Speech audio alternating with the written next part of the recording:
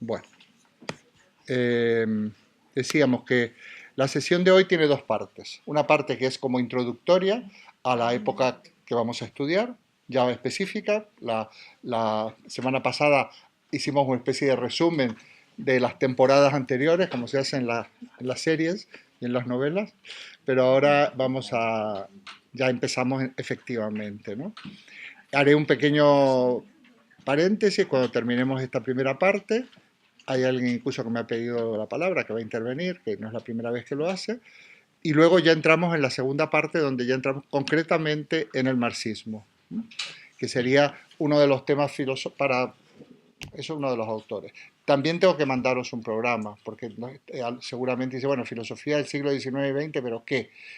Obviamente no son todos, ¿no? Pero ya os mandaré un programa. El próximo será Nietzsche, ¿eh? Y, por ejemplo, luego iremos al existencialismo, luego iremos a la filosofía analítica, etcétera. Bueno, pues en este resumen que mandé, que está, yo he quitado cosas porque hay demasiadas cosas, simplemente recordar, ¿no? Lo que pasa en el siglo XIX, que va a dar origen va a significar un cambio de época, de alguna manera, ¿no? En otras ediciones de este seminario hablamos, por ejemplo, del paso del medioevo a la modernidad, y mencionamos una serie de acontecimientos y situaciones que fue marcando un cambio de época y que dio inicio a aquello que le llamamos modernidad, donde fundamentalmente son el siglo XVII y XVIII y un poquito del XIX. Esos cambios a los que yo me refería en aquella edición eran unos cambios que ocurrieron más o menos unos 300 años antes de la época que estamos hablando ahora, o sea, más o menos desde el 1400, 1500 prácticamente, hasta el 1820 o 1830, son 300 años. Y ahora vamos a introducir una época que le llamamos la época contemporánea, pero en realidad entre esa época de lo que yo voy a introducir ahora y ahora han pasado otros 200 años. Y yo creo que estamos ante otro cambio de época. Los cambios de época se van como acelerando y los periodos son más cortos, ¿no? Yo le llamo, por ejemplo, antigüedad, aunque luego se habla de Edad Media, prácticamente hasta el Renacimiento, porque esa es la filosofía antigua, tanto la griega como la medieval, que es una recreación interesante, pero y de alguna manera cristianizada de la filosofía clásica, de la filosofía griega. Entonces, sin embargo, ahora, ya en 200 años, creo que estaremos en condiciones, todos nosotros, de ir señalando en algún momento del curso qué signos, esto que se llama signos de los tiempos, o qué señales hay, que las podemos hasta ir nombrando y discutiendo entre todos, que indican un cambio de época, hacia la que vamos. ¿Por qué es importante esto? Hemos hablado de filosofía como escuela de vida, o sea, estamos hablando de que la filosofía nos tiene que servir para orientarnos. Entonces, si uno está informado, más o menos, puede saber hacia dónde van los tiros, como se dice en lenguaje coloquial, ¿no? Entonces, no sé, empezar a imaginar, por ejemplo, el cambio enorme que puede significar las nuevas tecnologías. Enorme, impresionante, ¿eh? Impresionante. Que esto ya está cambiando, no nos damos cuenta, ¿eh? Pero siempre digo, cuando yo era pequeño, la primera vez que vi un televisor en blanco y negro fue en el centro, en una calle del centro de mi ciudad, en un escaparate de una tienda. Entonces, y luego a partir de ahí entraron en las casas y luego, bueno, y todo lo que ha ido pasando desde entonces, bueno, simplemente, o la telefonía o lo que sea, ¿no? Bueno, hay muchísimo, no hablemos nada de la globalización, no hablemos nada del problema de las migraciones y todos los fenómenos que se están produciendo, ¿no? Que se han producido. Bueno, esto en algún momento vamos a detenernos y vamos a decir, bueno, a ver, vamos a hacer un poco de prospectiva, porque la filosofía también es esto, es asumir el pasado, eh, orientar nuestro presente, pero sobre todo una perspectiva. ¿Hacia dónde voy? ¿Qué me conviene hacer? Porque siempre es importante saber en qué dirección se puede ir, qué cosas, o qué problemas no son luego no son problemas, o no son tanto como se exagera, o, o cosas, no sé, no diríamos nada en nuestro país, ¿no? nuestro país, que unas cosas enmascaran otras y en el fondo no sabe si esto se ha hecho para tapar no sé qué. Bueno, aquí empezamos a sospechar. Hay una filósofa que se llama filósofo de la sospecha. Nosotros podemos ser filósofos de la sospecha. Sospechar. Es interesante poner en tela de juicio la famosa duda metódica de la que hablábamos cuando hablábamos de Descartes hace unos meses, ¿no? Todo esto es el que vayamos siendo filósofos, que ya lo somos. Lo que pasa es que es ir poniendo orden en estas cuestiones. Y para eso la información y el conocimiento es fundamental, ¿no? Bueno.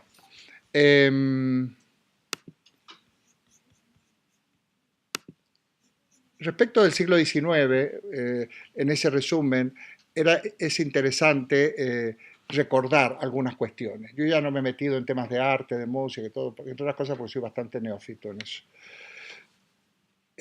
Hace referencia a Napoleón, el esquema, más que nada para que tengamos un marco histórico, o sea, la filosofía, el pensamiento no es algo abstracto que está en las nubes, siempre tiene que ver con las realidades sociales, políticas, económicas, ¿no? Y entonces, bueno, pues ya sabéis la historia de Napoleón en el sentido que de alguna manera se apropia de los logros de la Revolución Francesa y, bueno, instaura una, digamos, una política autoritaria y dictatorial en el fondo, pero conservando, y además expansiva e imperialista de alguna manera, pero conservando algunos logros de la Revolución Francesa, que son interesantes, ¿eh? Son interesantes. Es verdad que, por supuesto, se recortan libertades y se termina restaurando aquella situación que aparentemente estaba superada, como las monarquías absolutas y demás. Esto va a explicar las distintas revoluciones que se van dando, desde las revoluciones burguesas, en donde se intenta limitar el poder absoluto de los monarcas, hasta los movimientos obreros del siglo XIX que empiezan a hacer efervescencia a partir de la revolución industrial. La revolución industrial que trae esa inmigración de la ciudad, del campo a la ciudad, que va generando una clase trabajadora muy numerosa y también muy pobre y con unas situaciones muy precarias. Bueno, y viene toda esta dialéctica entre la situación del proletariado y del capitalismo incipiente, pero muy rígido y muy salvaje, que es la inversión en la industria, que la industria además permite una producción en serie y permite ganancias, y la importación y el comercio y demás, permite ganancias ingentes a estos inversionistas, ¿no? Hay un tema interesante que es el tema de los nacionalismos. Hay un párrafo que, repito que no lo he escrito yo, pero es muy oportuno y probablemente esto es lo que ha motivado a Luis a su intervención. Dice, pero lo voy a leer entero porque no es mío, ¿eh? Dice, uno de los ideales compartidos por los ciudadanos de todas las clases sociales y que caracterizan este siglo son los ideales nacionalistas. Una nación está constituida por una comunidad o pueblo con historia, lengua y cultura comunes que originan una conciencia de identidad nacional. Fíjate, esto está escrito hace como 20 o 30 años. El nacionalismo intenta convertir la nación en Estado independiente, hacer coincidir la nación con el Estado.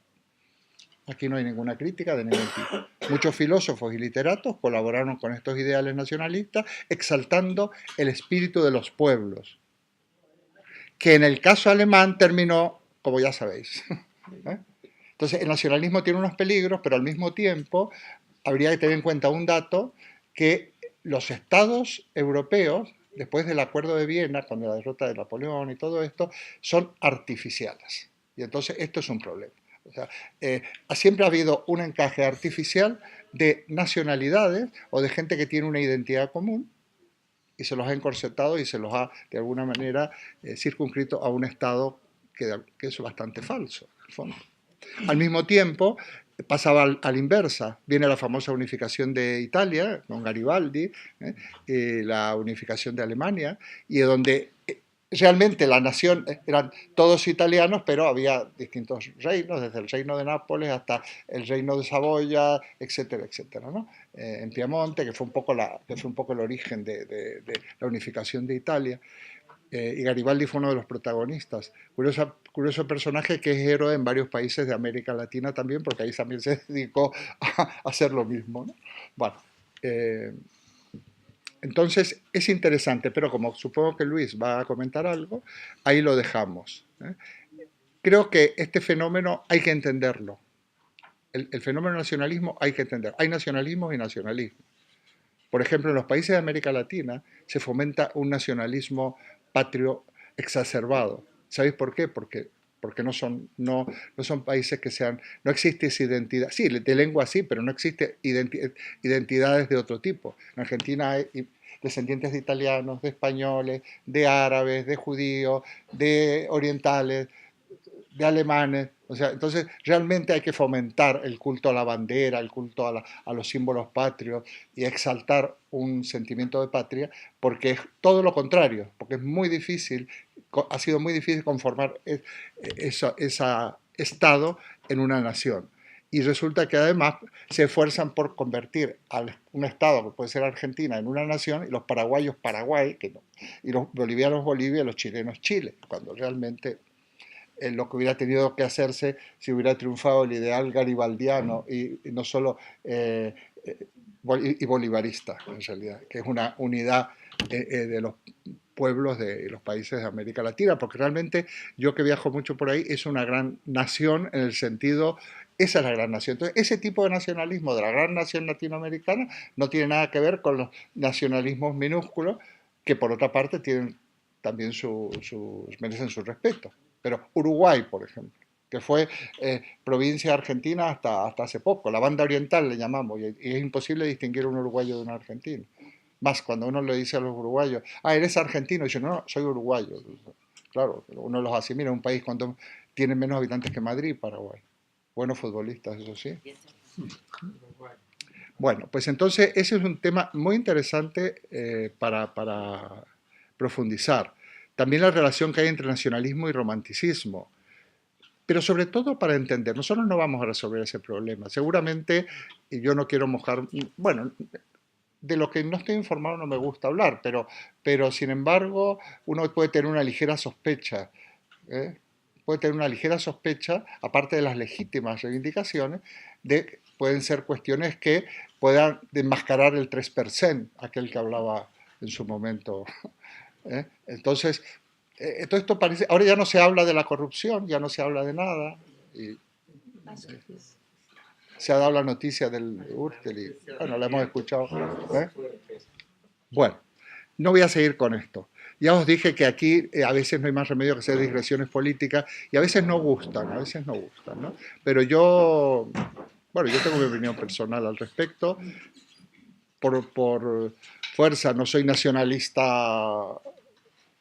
Me encanta España, me siento español, pero no soy nacionalista español, ni nacionalista catalán, precisamente porque he vivido en muchos lugares del mundo. Viajar también despeja, ¿eh? No solo leer, ¿no? Leer es uno de los mayores elementos que te permiten realmente liberarte, pero viajar también, ¿eh? No absolutizas cosas, te das cuenta que los seres humanos somos bastante parecidos, etcétera. Es otro tema que sería interesante. Bueno, continuamos. Eh, Frente a esta situación de la revolución industrial y del capitalismo incipiente, pero muy salvaje, hoy se habla de capitalismo con rostro humano, yo no sé, o es más bien un capitalismo sin rostro, porque hoy en día muere más gente que en las guerras, por otro tipo de cuestiones, por miseria, por hambre, por ajustes económicos, etcétera, ¿no? Dicen que en Gran Bretaña ha descendido simplemente por los recortes en sanidad, y en España también, pero el estudio no lo conozco, a la expectativa de vida, porque realmente la longevidad es un riesgo, es un factor de riesgo para la economía. ¿Eh? Entonces, pongamos las barbas en remojo porque somos factor de riesgo. ¿Eh? Por lo tanto, los factores de riesgo hay que eliminar. Recortar en sanidad es estupendo. Los resultados pueden ser magníficos para la economía.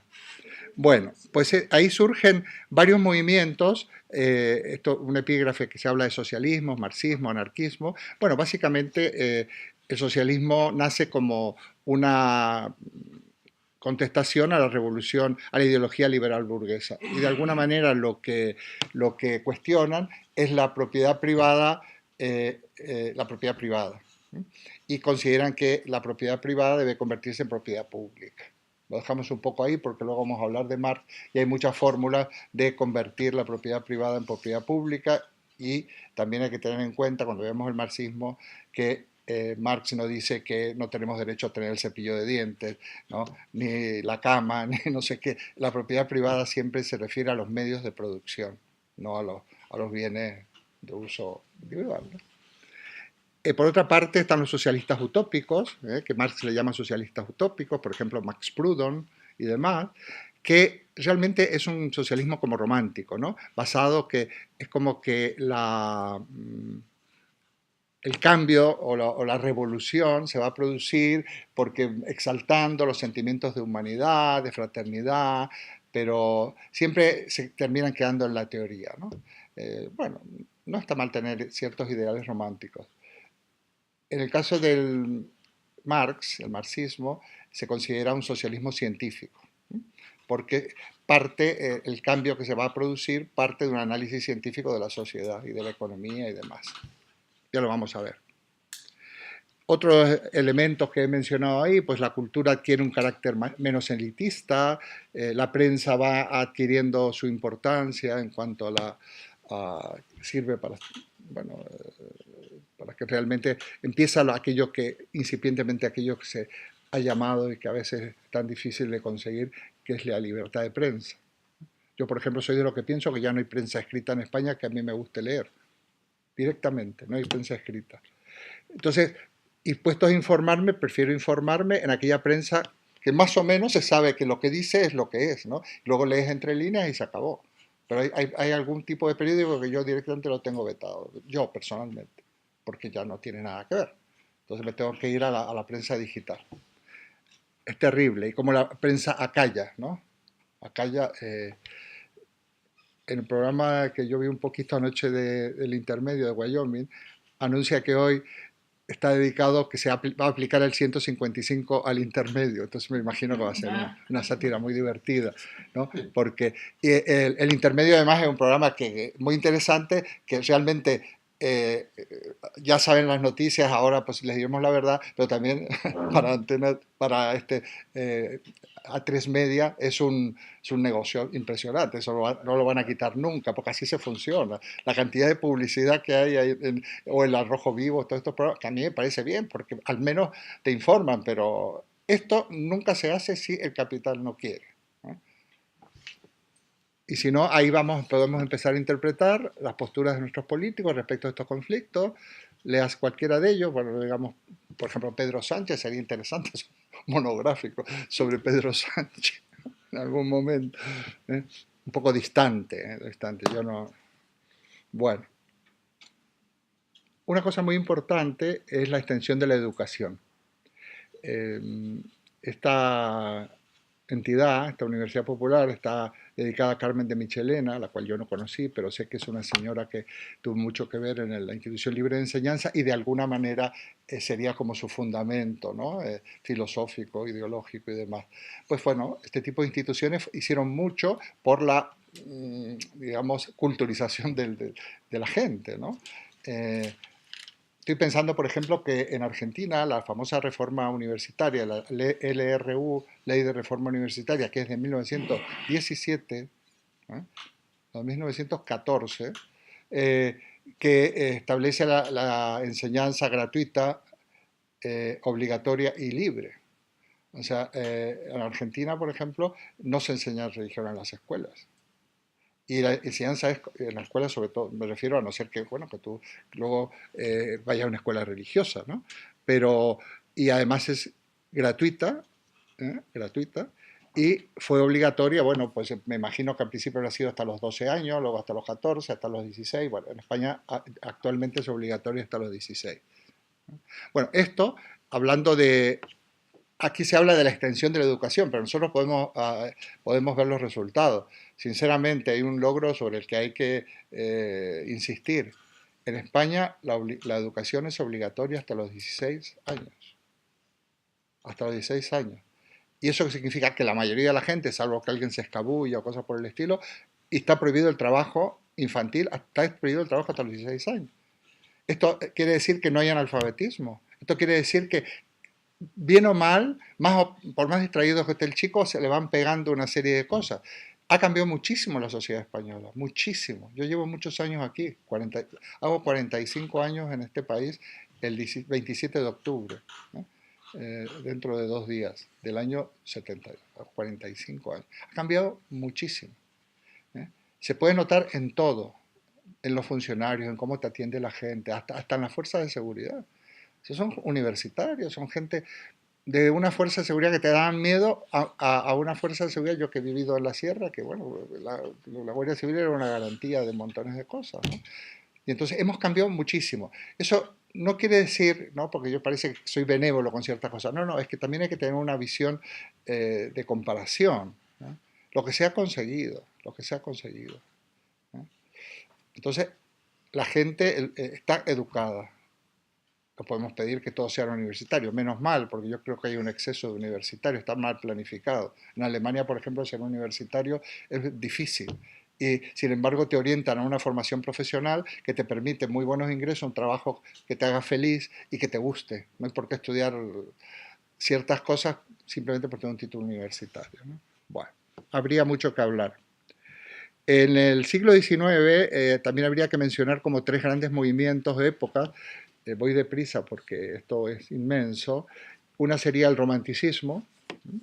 Es interesante entender qué es el romanticismo, por lo menos en dos líneas.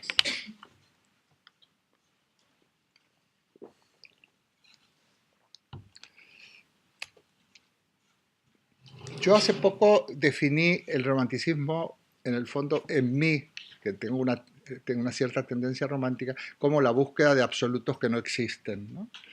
La búsqueda incluso de divinidades que no existen. El- digamos que es como una visión utópica de la existencia en pos de algo que quizás no exista. Bueno, que no existe, yo estoy convencido, pero yo vivo como si existiera, ¿no? O por lo menos eh, camino en pos de esa utopía. Pero el romanticismo también tiene que ver con la incorporación, decía en este esquema, de los sentimientos, de la imaginación, de la intuición, a la filosofía. Porque, y esto ya entramos de lleno casi en el tema, lo que se acusa a la llamada filosofía moderna es de que es una filosofía excesivamente abstracta y que ha dejado, digamos, fuera o no se ha ocupado del hombre real, del hombre concreto. Esto no figura en el apunte. O sea, que se dejó como de lado. Más bien es un hombre reducido a sujeto de conocimiento, a razón, porque es la filosofía de la ilustración, ¿no? A donde parecía que precisamente que a partir del uso de la razón, la aplicación a todo, también a la política, a la economía, a la sociedad, Revolución Francesa, es la consecuencia, libertad, fraternidad, igualdad, ¿no? Entonces, parecía que todo se resolvía, ¿no? Que si nosotros éramos capaces de organizar una sociedad racional y hacer un uso racional de la ciencia, ya prácticamente habíamos conseguido todo. Y sin embargo, esto fracasa y además hay como una serie de protestas o asonadas de protesta en pos del hombre concreto. Entonces, una de ellas es la del romanticismo. ¿eh? Es como si la filosofía se hubiera olvidado del hombre real, el que tiene sentimientos, el que tiene ideales, el que sufre, más bien del individuo. Aquí esto se lo ha atacado, se le ha dicho un poco que esto es un poco una visión burguesa. Bueno, da igual. No siempre que se habla del individuo es algo burgués. Quiero decir, nosotros somos individuos. Si la filosofía no nos da respuestas como individuos, no sirve mucho. Por ejemplo, filosofía como escuela de vida es una respuesta, fijaos, ahora es heredera de este movimiento de que la filosofía se tiene que ocupar de los individuos concretos, ¿no? También un individuo concreto, voy a seguir con la línea, pero para tenerlos todos juntos, por ejemplo, es el trabajador, el proletario. La mayoría de los hombres, la mayoría de las personas, ¿eh? hombres eran en el fondo algunos, bueno, y mujeres, claro, las mujeres fueron obreras desde el principio y además obreras pésimamente pagadas, y mucho peor, porque como decía un filósofo amigo mío, si explotado estaba el proletario, imaginaos la mujer del proletario, que no solo estaba explotada por el sistema, sino también por su marido. Esto lo decía Enrique Dussel, ¿no? Doblemente alienada, doblemente explotada, ha sido terrible. Bueno, pues esa es otra visión del hombre concreto, donde hay respuestas, ahí vendrá el marxismo. ¿Eh? Ese romanticismo del que hablamos en realidad se va a convertir en el existencialismo y tenemos a Kierkegaard, ¿no? Que es el del siglo XIX, a finales del XIX, y es un poco como un grito de protesta en defensa para reclamar atención al hombre concreto que sufre, que sueña, que tiene ideales, que tiene frustraciones, etc. Es muy interesante, al menos como protesta. La protesta del individuo, pero también está la protesta del hombre real, y el hombre real es el trabajador proletario. Tampoco el sistema lo tiene en cuenta. Entonces van a surgir ahí una serie de movimientos. Otra, digamos, elemento clave para poder entender la filosofía que vamos a ir explicando es precisamente el naturalismo. El hombre es ser natural, aquí empiezan a están en auge ya las doctrinas de la teoría de la evolución, la Lamarck, que es como más incipiente, pero sobre todo la de Darwin. Nosotros pertenecemos al reino animal, somos unos primates que hemos surgido por evolución. Bueno, pues esto trae otra visión y necesitará, y eso permitirá que hay que explicar las cosas de otra manera, ¿no? Por ejemplo, el conocimiento, el conocimiento no es que intervenga el alma, lo que interviene es el cerebro, ¿eh? Que forma parte de nuestra estructura física, natural, ¿no? Y esa pertenencia a la naturaleza también traerá otra explicación del trabajo. Es muy interesante la concepción del trabajo, por ejemplo, en el pensamiento marxista, que no tiene nada que ver, tiene que ver, pero no, el pensamiento marxista no es el Partido Comunista de la ex Unión Soviética y cosas de este tipo, ¿no? No es Stalin. No estamos hablando de... Nosotros vamos a estudiar un Marx filósofo, que no tenía ni idea de que iba a venir Stalin, ¿no? Entonces, y este mismo naturalismo también va a ir propiciando una corriente que es el positivismo, de Augusto Comte. Es un poco que termina también es así que termina en un exceso, porque se cree que la ciencia todo lo puede explicar, ¿no?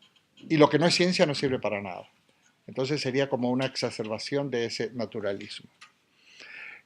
Claro, estas ciencias teóricas, el auge del positivismo tiene que ver con digamos, digamos, el apoyo, el auspicio de una ciencia que va a servir para desarrollar una tecnología, una técnica, ¿no? O sea, la ciencia crece y evoluciona. Estos temas de este seminario son súper amplios, pero muy interesantes. Solo evoluciona en la ciencia aquello que sirve para la tecnología, o sea, para la industria. Hay más investigación en crecepelos que en algunas enfermedades que no son rentables. Por ejemplo, el mal de Chagas, que lo transmiten las cucarachas, y aquí no existe, pero que existe en algunos países, en algunas zonas muy pobres de América Latina, por ejemplo. Eso no se investiga. Aquí interesa los crecepelos, interesa otro tipo de cosas que son rentables, ¿no? Entonces, y eso en medicina, pero también en otras líneas, ¿no? Ya sabemos que la, la, la tecnología ha avanzado mucho en relación a la guerra y el armamentismo, ¿no? La energía nuclear va orientada, se desarrolló sobre todo en bombas atómicas y cosas por el estilo, y ahora pues se aplica a la medicina y a otras cosas. Bueno, es importante también que la psicología se convierta en ciencia. Ya no es psicología como ciencia del alma o disciplina del alma de Platón y de fin de todos los clásicos. La psicología, de ahí viene su nombre, estudio del alma, ¿no? Como el alma queda totalmente derogado, el concepto de alma, ya lo veíamos en Kant, pues a partir de Wundt, escribe con W, Wundt, D-I-T, se funda la psicología científica. Y hoy en día es una disciplina científica, y esto también tiene su importancia, porque se puede tratar con criterios científicos las afecciones. Bueno, eso sería un poco el marco, ¿no? Desde el punto de vista de la filosofía, tenemos que hacer un paréntesis un poco, vamos, tenemos que hacer una parada un poco más detenida. Y aquí tenemos que hablar del idealismo. En el apunte sale una cosa sobre el idealismo, no le hagáis mucho caso porque, en fin, incluso habría que matizar. Pero sí tenemos que tener en cuenta el idealismo absoluto de Hegel, porque de Hegel va a surgir, va a tomar Marx la dialéctica. A ver si puedo explicar. Hegel es muy complicado, pero si lo digo en 2 líneas a lo mejor se entiende. Si ya profundizamos tendríamos que detenernos varias horas o varios días. A ver si cuando Kant, tengo que referir a Kant, ¿no? Porque pudiéramos hacer un esquema en una pizarra, veríamos que toda la filosofía contemporánea surge de Kant, o bien de la crítica de la razón pura, o bien de la crítica de la razón práctica. De la crítica de la razón pura, que es una filosofía de la ciencia, en realidad va a surgir la filosofía de la ciencia, el positivismo, el neopositivismo, la filosofía analítica, etcétera, etcétera. Y de la crítica de la razón práctica va a surgir el idealismo alemán, pero también va a surgir el existencialismo, por ejemplo, y la fenomenología. Ya veremos lo que es eso. ¿Qué diferencia? La crítica de la razón pura es la razón teórica, la que elabora la ciencia. De momento la dejamos ahí. La crítica de la razón práctica, que es la razón moral, está basada, la razón práctica es la libertad, nuestra capacidad de decidir. Por eso Kant, por ejemplo, cuando es agnóstico desde el punto respecto a la existencia de Dios en la crítica de la razón pura, porque no es científico, acepta la existencia de Dios en la crítica de la razón práctica, funda una nueva metafísica práctica. Práctica no tiene que ver con tiene que ver con praxis, con ética, con moral. Y dice, yo postulo la existencia de Dios porque si Dios no existiera, para mí la vida no tiene sentido. Y se acabó. Y ahí no tengo que dar explicación. O sea, la libertad te permite tomar decisiones y no tienes que dar explicaciones. ¿Por qué tú? Bueno, mira, ¿qué quieres que te diga? No te lo puedo explicar, pero yo soy así. Yo esto lo hago. La libertad, siempre que rige nuestras decisiones, como hemos dicho, siempre son apuestas nuestras decisiones.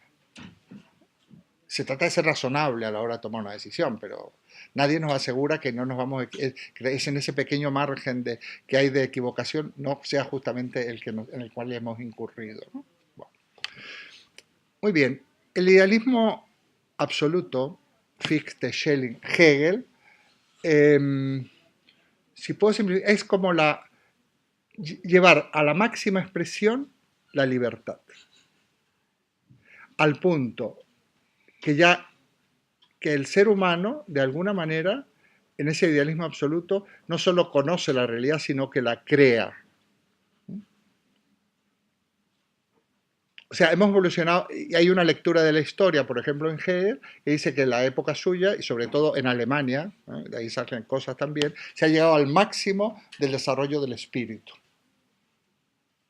Y el máximo desarrollo del espíritu es cuando hay una, digamos, como una identidad que se convierte en espíritu absoluto.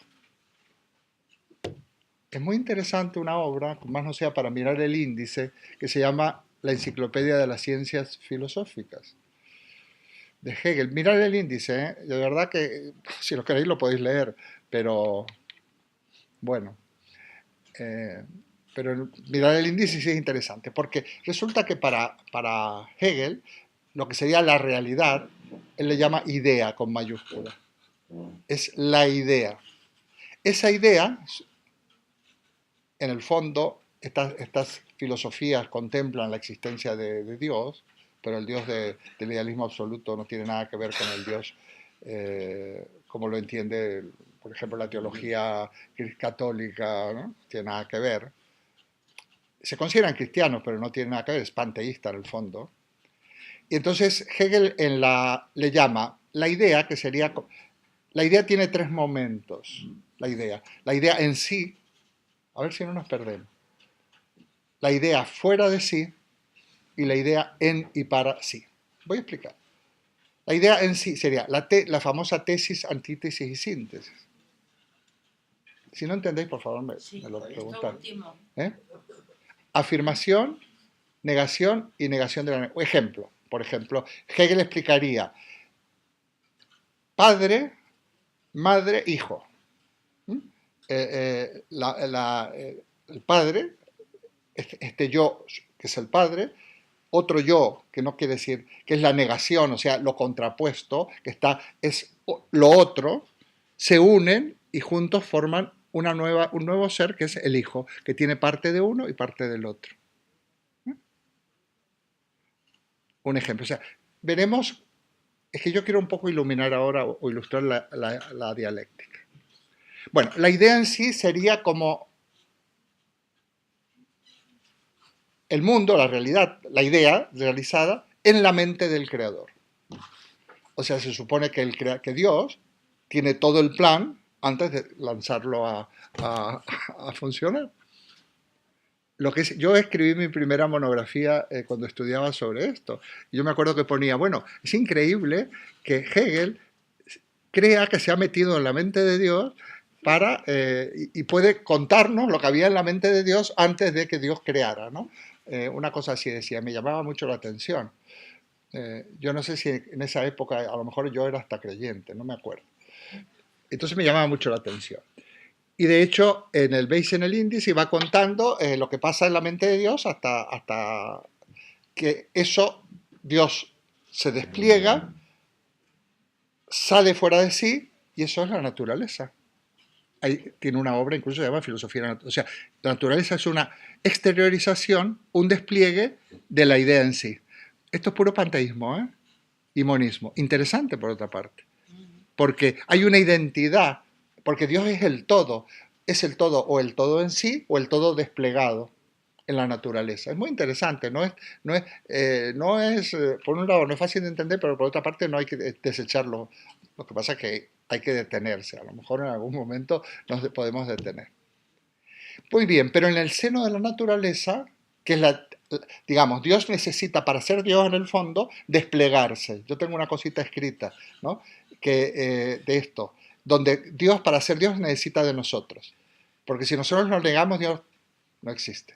Para existir necesita que nosotros lo aceptemos, ¿no? Por ejemplo, y si no, no existe, porque lo que tú no aceptas no tiene ningún... por más Dios que sea, no puede existir para ti si tú no quieres. O sea, Dios necesita del hombre. Bueno, entonces, Dios, para ser verdaderamente Dios, tiene que desplegarse en lo que sería la creación, la naturaleza. Bueno, esa naturaleza también se va desarrollando, siempre por contraposiciones dialécticas, mundo físico, aparición de la vida, pum, pum, pum, pum, así va a explicar luego Marx, por ejemplo, la lucha de clases, hasta que en la naturaleza surge que el espíritu subjetivo le llama Hegel, o sea, nosotros. Y en ese espíritu subjetivo, en la medida que conocemos este proceso, se cierra el ciclo y se convierte en espíritu absoluto. Es la naturaleza, digamos, la realidad o la naturaleza vacía, está en la mente de Dios, se despliega, se llena de contenido y luego ese contenido toma conciencia y se cumple todo el plan. Muy interesante, ¿eh? Muy, muy interesante. Nosotros somos la naturaleza hecha conciencia, ese espíritu subjetivo, pero ese espíritu objetivo se convertirá en espíritu absoluto. O sea, en el fondo se identificará con Dios. Yo siempre, algunas veces he dicho que si hay alguna manera de encajar a Dios en nuestra mente o en nuestra razón, es pensando que a lo mejor somos nosotros, o es el todo. Es interesante la idea de Dios porque es metafórica, es muy interesante, pero desde luego a Dios lo hemos creado nosotros, ya vamos a ver a Feuerbach, vamos a ver todo este tipo de cosas. Ahora este es el momento de ver estas cosas, lo hemos creado nosotros, independientemente que existiera. Él puede existir si quiere, pero nosotros lo hemos creado, ¿no? Y si nosotros no le hacemos caso, no existe. Bueno, no estoy haciendo una interpretación religiosa ni teológica, pero incluso en la teología, Dios necesita de que el hombre te da la posibilidad, que es la gracia, te da la posibilidad, pero si tú no le haces caso, Dios no puede hacer nada, porque nos hizo libres, dicen los teólogos, ¿no? Bueno. Perdón. La idea es afirmación, negación y... La idea es la afirmación. Negación. Perdón, de la... La idea es afirmación, Sí. negación Ah, y y, negación de la negación. y, Negación de la y negación. negación O de la sea, negación. esto se llamó luego Síntesis. tesis, antítesis y síntesis. Pero los términos alemanes son afirmación, negación y negación de la negación. Ok, gracias. Vale. Bueno, pues, y esto es el espíritu absoluto.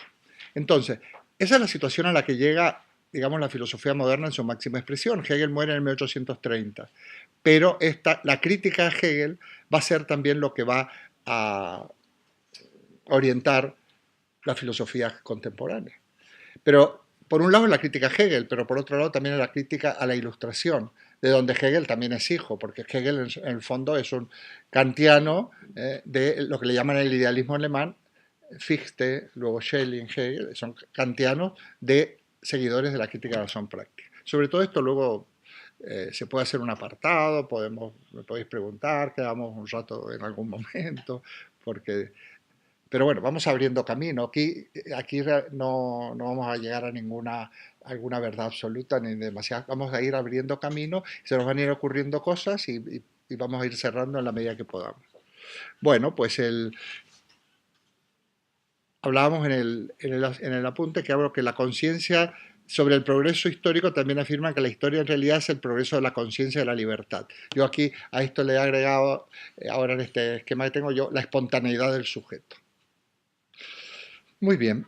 Otra filosofía del siglo XIX es el positivismo de Comte. El positivismo de Augusto Comte, ¿no? Que habla de varios estadios, incluso para él todo es ciencia y es la física. Sería un poco la exageración de las consecuencias de la crítica de la razón pura de Kant, donde la crítica de la razón pura está dedicada a la física en realidad, impregnado por Newton. Entonces Comte dice, no, aquí el conocimiento es ciencia y la ciencia es física. Yo muchas veces he dicho que la primera filosofía es la física y probablemente sea la única filosofía. No la ética, eso, pero sí la filosofía, probablemente la física siga siendo la única filosofía. Entonces, bueno, pues habla física terrestre, que sería la típica física, la física celeste, que sería la astronomía, y la física social, que es la sociología. Él funda la sociología, la física social le llama. Y él dice que nosotros podemos, es muy interesante esto, podemos aplicar la metodología científica a la sociedad, así como la hace la física terrestre, bueno, la física de toda la vida, o la física astronómica y demás. Del mismo modo nosotros podemos interpretar y organizar la sociedad científicamente. ¿Será esto posible? Bueno, ¿Eso quién lo dice? Lo dice Augusto Comte. Comte. Bueno, él tenía problemas mentales, por lo visto, y llega a decir que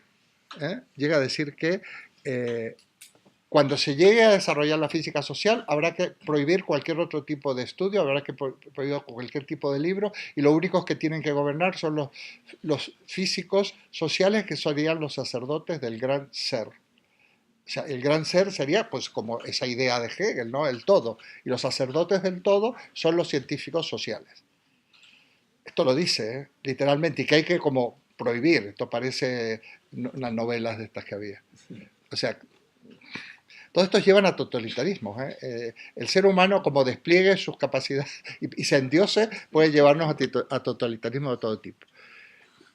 Sin embargo, es asombroso, y esto tiene que ver con la física, con la sociología, que antes de unas elecciones se sabe ya, antes de que ningún ciudadano haya puesto el voto en la urna, ya se sabe quién gana. La estadística, las encuestas, todo esto, ¿no? Cómo manipular cómo manipular la opinión pública, cómo si tú inviertes consigues recursos, está calculado, si está bien hecho, en inversión en publicidad, qué retorno te va a llegar, etcétera. O sea, realmente hay una gran manipulación social y sobre todo los inversores realmente tienen que tener técnicos que manejen muy bien esto, porque si no, tienen que conocer hacia dónde van las cosas. Y nosotros, como individuos, por lo menos decir que existe una ciencia social que también puede, digamos, predictiva, como puede ser la física, con sus leyes. Bueno. Otra filosofía que menciona en ese esquema que tenéis, ahí le llaman irracionalismo, yo lo quito como vitalismo. Ese esquema es un esquema ya muy antiguo. Irracionalismo en el sentido que, como decíamos, introduce otros elementos, como pueden ser los sentimientos y otro tipo de cuestiones, el concepto de vida, por ejemplo, y cosas de estas, pero no es irracional. Más bien yo prefiero llamarle vitalismo, que también está aceptado. Son vitalistas algunos, pero ellos no se considerarían. Es muy importante que entendáis que los filósofos jamás aceptarían como se los llama. ¿eh? Ustedes, y por eso Sartre, ese librito lo vamos a leer, dice, el existencialismo, ¿qué es el existencialismo? El existencialismo es un humanismo. Ellos no se definen como existencialistas, Heidegger tampoco. Incluso los pintores, ciertos movimientos musicales no aceptan ser lo que dicen que son. Pero eso lo hacen más bien los críticos de arte o los críticos que tienen que poner rótulos, ¿no? Bueno, en cualquier caso sí es verdad que defienden el concepto de vida como algo mucho más integral que el concepto de razón. Filosofía como escuela de vida, pues incorporaría también algunos elementos del vitalismo. Por eso le vamos a dar una cierta importancia a Nietzsche y al existencialismo. Nosotros aquí tenemos a Ortega y Gasset, que se define como, él sí se pone nombre, él se pone, yo soy racio-vitalista, ya lo mencionaremos en algún momento. Estudió con los mismos maestros que estudiaron los existencialistas europeos. Digamos que Ortega y Gasset sería un poco la versión española del existencialismo, más o menos, ¿no? Pero bueno. Aquí tenemos otros autores como Kierkegaard mismo, Bergson, Schopenhauer. Nosotros vamos a estudiar Nietzsche. Aquí vamos a estudiar a Nietzsche. Que es una reacción tanto contra el positivismo como contra el idealismo, el racionalismo, la filosofía moderna. En realidad, Nietzsche es una reacción contra todo. Hace una crítica de la cultura occidental muy radical, muy vehemente, y además es muy interesante de leer, es muy, en el fondo, hasta divertido, porque es muy elocuente, es brutal, y además Nietzsche se lo puede leer, uno coge una obra de Nietzsche y se la lee, no necesita haber leído la anterior, él tiene muchas obras escritas y cualquiera se puede leer, y ahí está Nietzsche. Y, sin embargo, es un filósofo muy controvertido, por supuesto no crea escuela, porque una de las características de la filosofía postmoderna, vamos a llamarle, es que no les interesa crear escuela. Aquí salen tantas cosas. Bueno, sí, porque la filosofía moderna es la filosofía de los grandes sistemas. En cambio, la filosofía contemporánea no es filosofía de sistemas. Abandona el concepto de filosofía como sistema porque también abandona el concepto de verdad absoluta, cuya máxima expresión fue el idealismo absoluto de Hegel. La verdad, digo yo muchas veces, pero no porque siga nadie, yo soy de esta época, es intersubjetiva. No tenemos la verdad, la construimos entre todos. Yo, si me hicieran un estudio, diría, bueno, pues este señor me puede encuadrar perfectamente en ser un filósofo actual. Aquí hago yo una salvedad, ya que he utilizado el término posmoderno. Yo no estoy muy de acuerdo. Yo creo que todavía estamos sacando consecuencias de la filosofía moderna. No, decir posmoderno es no decir nada. ¿eh? Lo sabemos todavía, pero yo creo que todavía no hemos sacado partido de Kant, por ejemplo, no hemos sacado partido de Hegel, no hemos sacado partido ni siquiera de Comte. ¿no? Todavía haciendo las críticas precisas y oportunas tendríamos que seguir sacando más partido. Todavía no hemos sacado ni siquiera las consecuencias a fondo de las ideales de la Revolución Francesa, de la Ilustración. Libertad, igualdad y fraternidad. Todavía no hemos esto que se llama esta democracia, ¿no? que tanto lo utilizamos, no vivimos en democracia. ¿Qué es democracia? Hombre, es que vivimos mejor que antes, sí, en España, sí, claro, y hemos conseguido cosas, pero esto no es democracia, yo no considero que sea democracia. una cosa muy relativa, muchísimo mejor que otras situaciones, eso sí. Pero aquí el que no sale en la foto o el que en la foto de los que tienen que salir lo eliminan, ¿eh? Aquí no, si lo que se vaya a definir en el famoso asunto de Cataluña no lo van a decir los políticos, ¿eh? No lo van a decir los políticos. Yes. Bueno, sería muy interesante por otra parte ver en qué termina todo eso. Pero ¿quién lo va a decidir? ¿Mm? ¿Quién lo va a decidir? ¿Cómo? ¿Quién lo va a decidir? Los poderes económicos. Claro. Poderes económicos, claro. Exacto. Los poderes económicos te pueden cambiar un periódico entero, te pueden, si se mantienen algunos programas, ya hemos dicho, es porque económicamente conviene. En fin. Bueno, pues esta es una primera, queda todo muy, el otro día mi hermana vio esto y me dice, sí, pero todo dice que lo vas a desarrollar después y qué sé yo. Le digo, bueno, porque es verdad y además porque estaba haciendo un resumen de la etapa anterior. Ahora nos metemos en materia, ya entramos a estudiar Marx. Hacemos un pequeño paréntesis, justo a la hora. Antes, algo sobre la angustia, porque yo he quedado con angustia. ¿Sí? ¿Por qué? A ver. Todo lo que vamos a ver, Ah, madre mía. no, pero no vamos.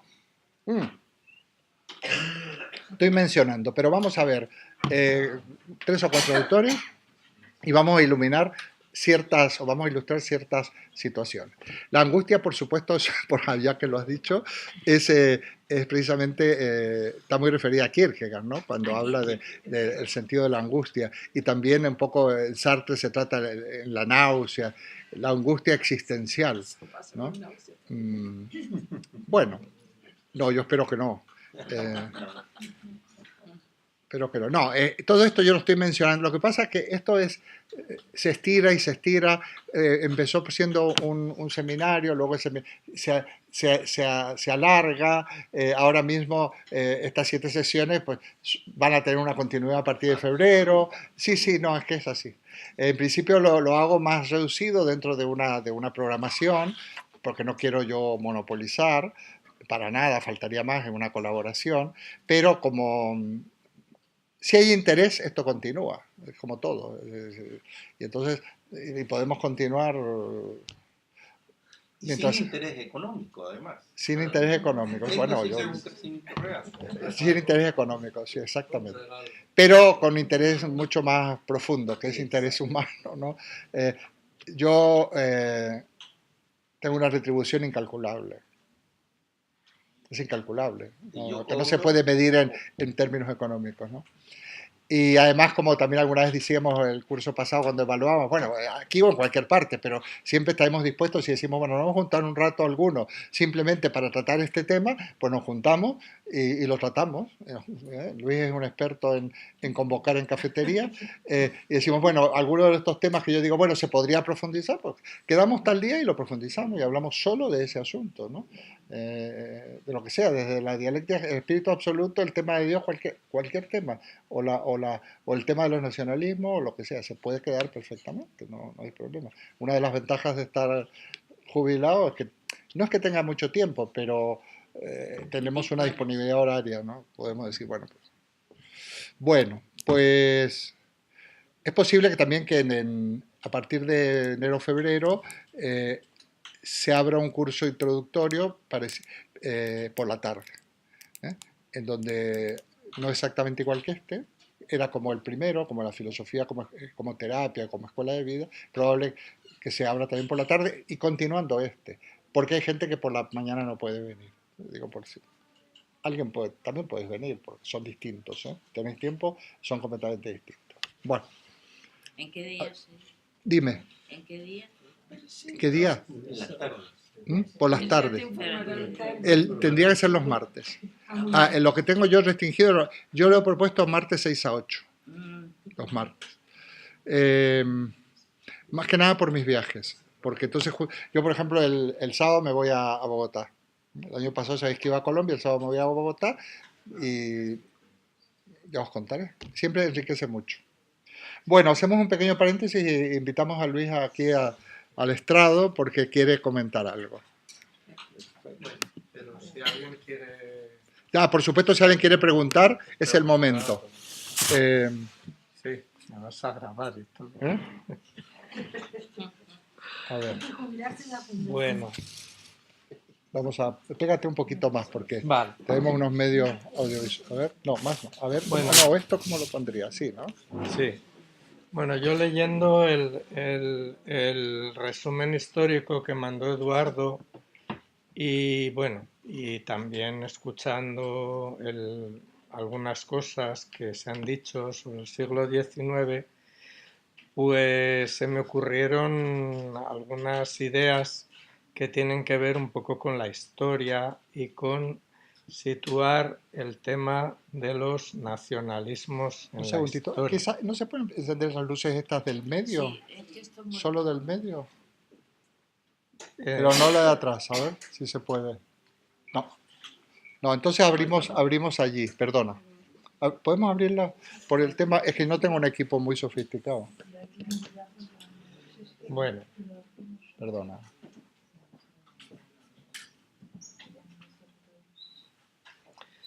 Sigue, sigue. bueno, entonces situar el tema de los nacionalismos en la historia. Esto ¿Está bien? tiene... Vale. Ah, muy bien. Bueno, esto tiene que ver un poco, pues, como todos podéis imaginar, con algunas cosas que están ocurriendo hoy, de las cuales no vamos a hablar, evidentemente por el carácter que tiene el seminario y también por otras cuestiones. O sea, que simplemente se trata de situarnos un poco dentro de la historia. También, como una parte de digamos, de la sesión se va a dedicar al marxismo, y el marxismo pues es la base teórica y filosófica de, bueno, pues de una tradición relacionada pues con el socialismo, con la izquierda.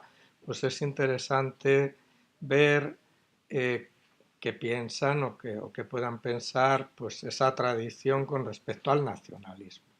El nacionalismo del que se habla en el siglo XIX, o sea, la constitución de estados nacionales sobre la base de una lengua, de una cultura, de un territorio, que luego a lo mejor no se constituyen exactamente así, porque bueno, Eduardo ha hablado de América, luego hay muchos otros ejemplos, hay países como Alemania e Italia que no tienen una nación hasta finales, bueno, una nación unificada hasta finales del siglo XIX.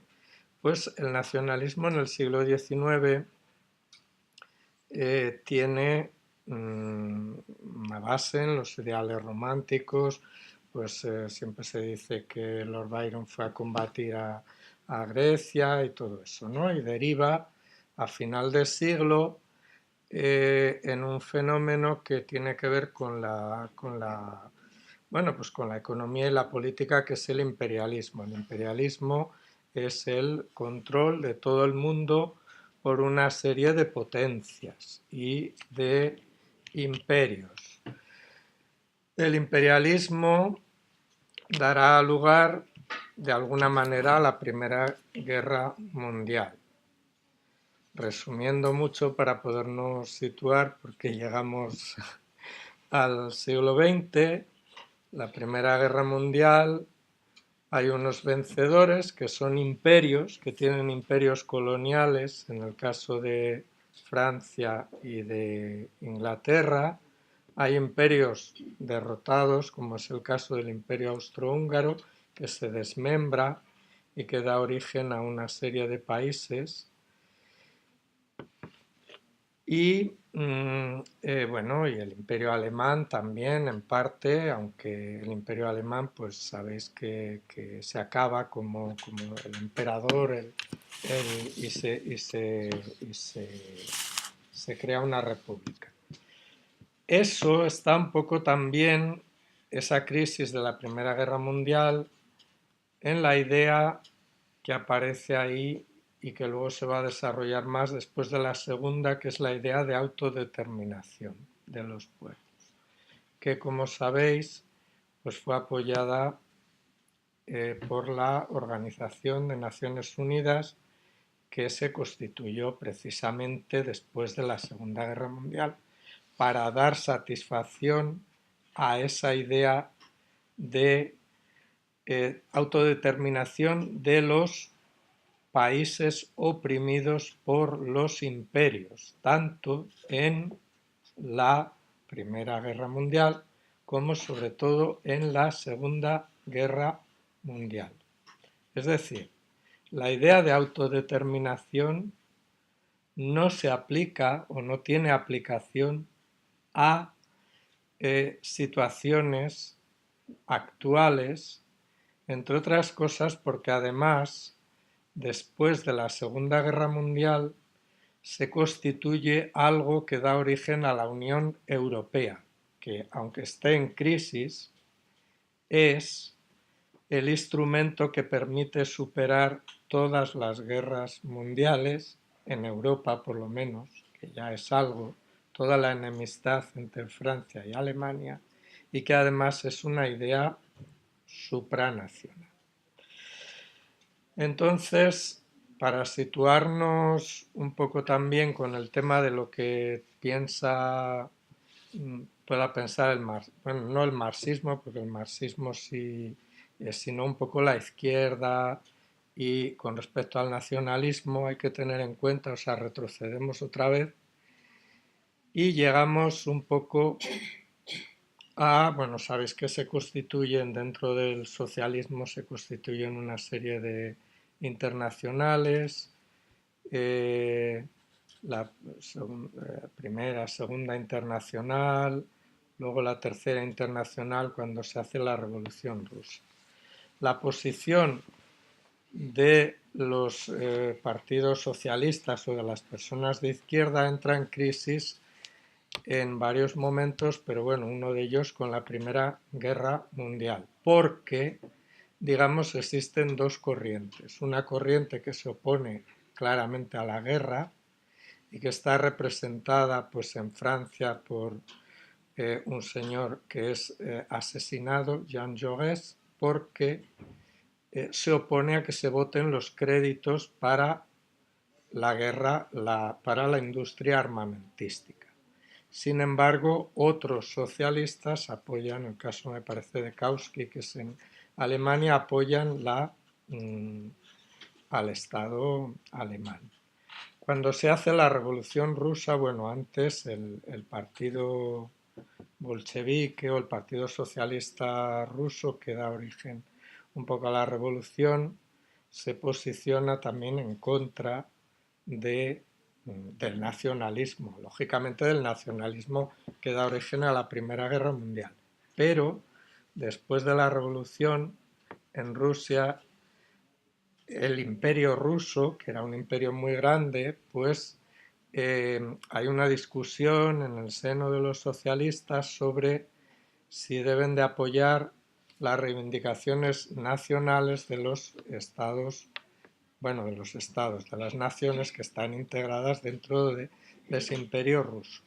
Y ahí, pues hay también distintas posturas, no vamos a, digamos, extendernos sobre qué posturas son esas, pero triunfa la idea de que se autorice por lo menos la autonomía, los derechos, se reconozcan los derechos de todas esas nacionalidades.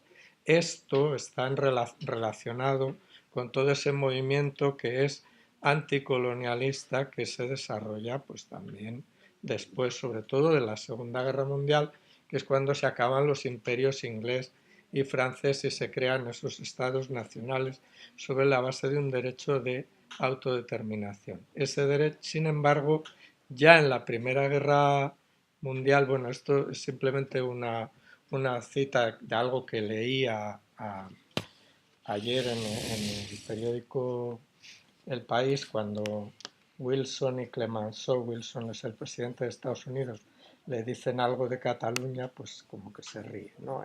En esa época. Pero lo que sí está claro es que hoy día no existen en el seno de Europa nacionalidades oprimidas. Por lo tanto, el derecho de autodeterminación del que se habla como algo histórico se aplica a otras cosas. Luego, pues eso es lo que... Bueno, Bueno, eso pues quería decir. muy bien, muy bien. Un comentario a lo que has dicho. La Comunidad Europea creó Kosovo, que no era un Estado ni era nada, y lo crearon como un país independiente, cosa que contradice lo que has manifestado, que la Comunidad Europea ahora no valida el que algunas poblaciones puedan declarar Estado independiente. Sí, sí.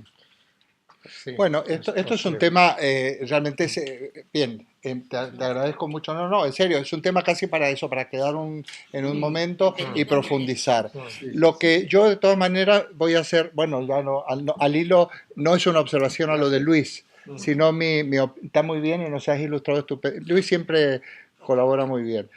A ver, desde el punto de vista de la filosofía de la historia, sí, que no es historia de filosofía de la historia, es importante adquirir perspectiva.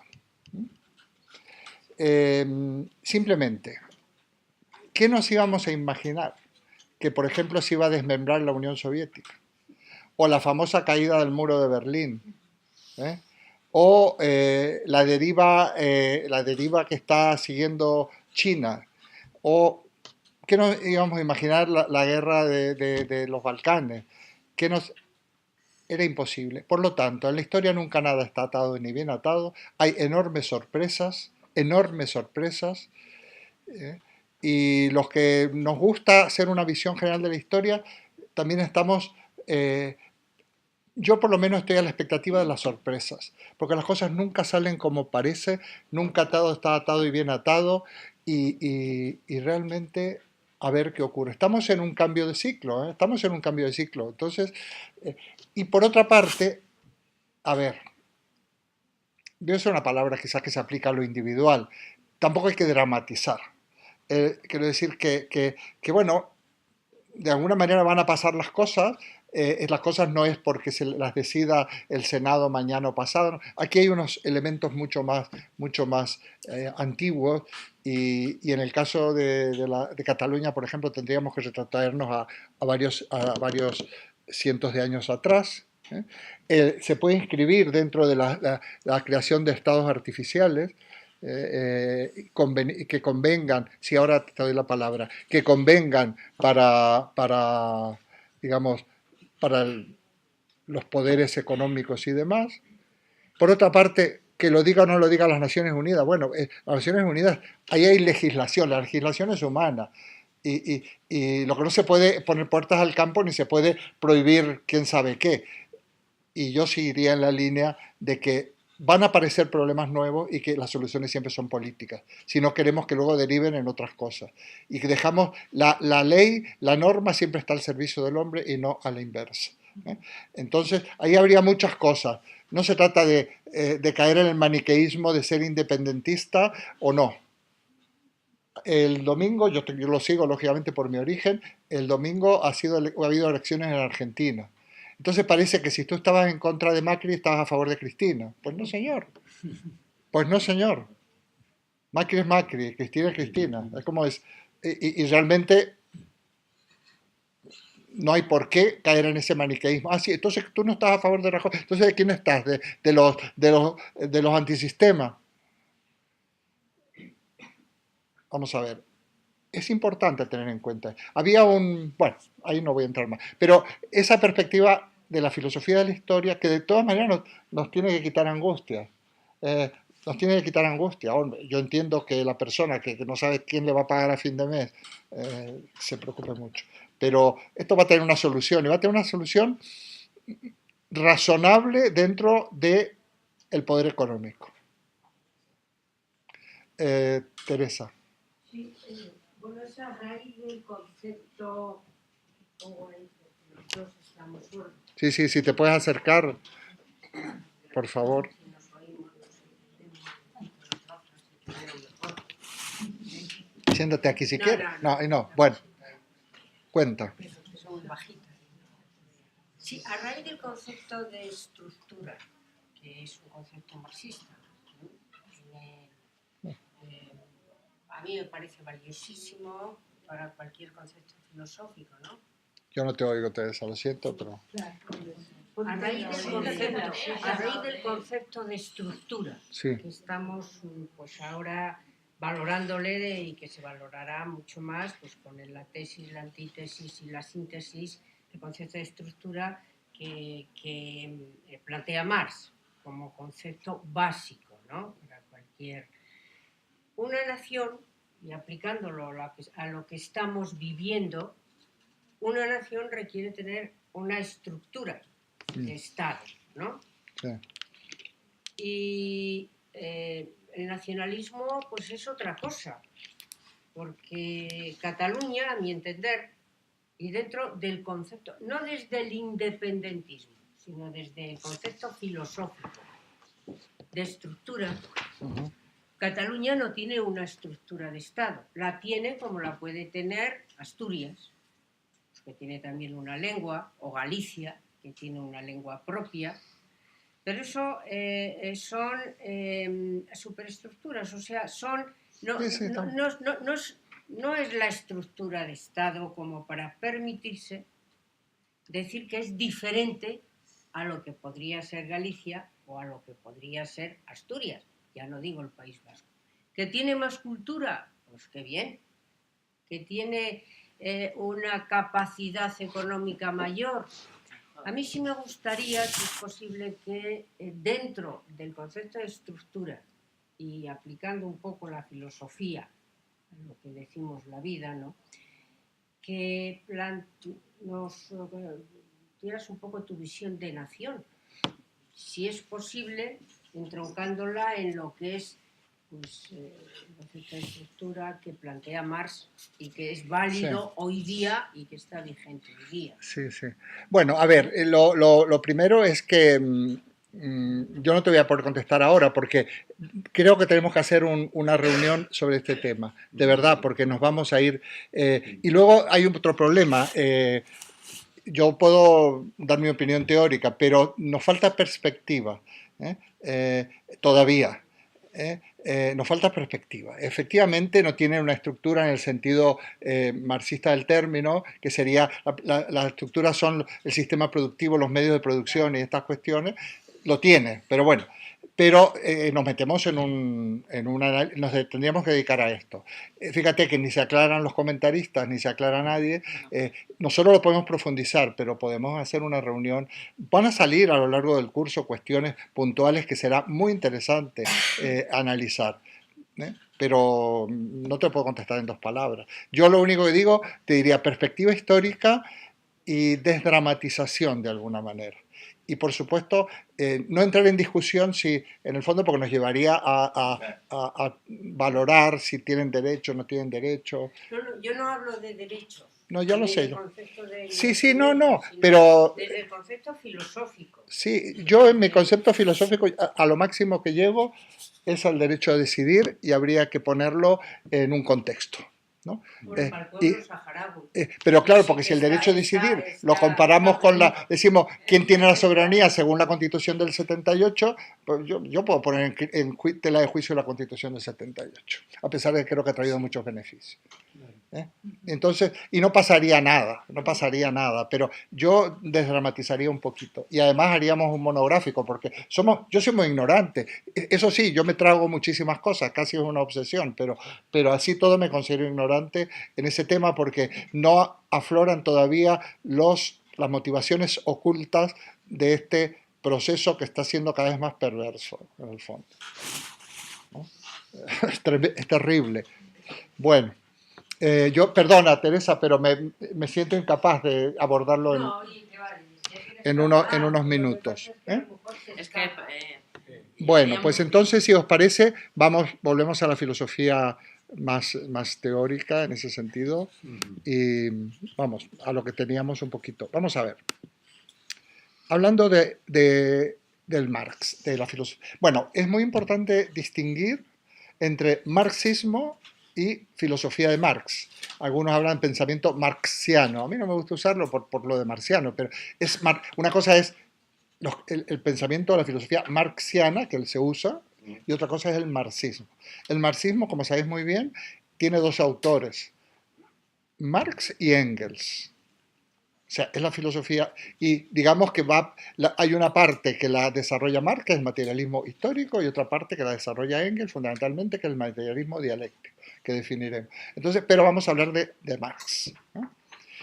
Y además vamos a hablar del Marx filósofo. Yo tengo un artículo por ahí que digo que la economía es también filosofía, o que mejor dicho que hoy en día la economía es una de las filosofías que hay que tener en cuenta. Porque si la filosofía fundamenta cosas, la economía fundamenta cosas. Pero vamos a ver el Marx filósofo. Quiere decir que yo no me voy a meter, por ejemplo, a hablar del capital. Del Marx economista no me voy a meter, salvo ciertas cuestiones básicas que tenemos que entender, como el concepto de plusvalía y todo esto, o de propiedad privada, o todas estas cuestiones, porque realmente entrar en profundidades sobre la economía, que el Marx economista, hay que ser economista. Me ha llegado a ver si lo puedo compartir. Ya sabéis que cuando estamos hablando de autores extranjeros hay problemas de traducción, ¿no? Entonces, tengo que revisarlo, pero me ha llegado un libro donde dice 500 errores en la traducción de Marx. Claro, por ejemplo, cuando se habla de lucha, en alemán, tú eres para mí Gegenstand, quiere decir contrario.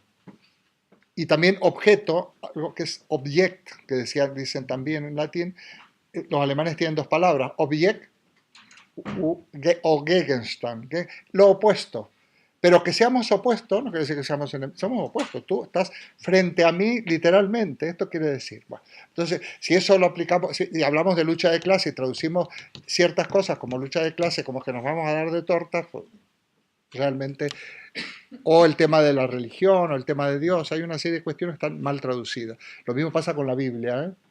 La Biblia estaba muy mal traducida y ahora está mejor traducida, porque se han aplicado criterios científicos de la traducción para traducir la Biblia. Y han ido directamente al griego, al arameo y demás, ¿no? Antes habíamos traducido la Vulgata latina, o sea, la Biblia en latín vulgar. Bueno, vamos a esto,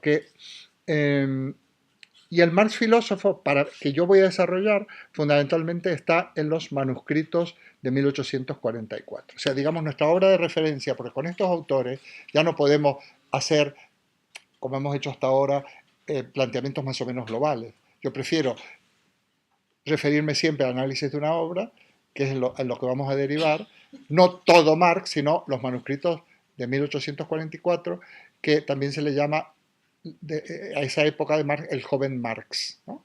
Que es un filósofo con todas las de la ley, fue discípulo de Hegel, pertenece a lo que se le ha llamado, los comentaristas, la izquierda hegeliana, ¿no? Entonces, y aquí fundamentalmente en los manuscritos económicos filosóficos trata cuestiones que vamos a profundizar, como el tema del trabajo, el tema de, ¿cómo es?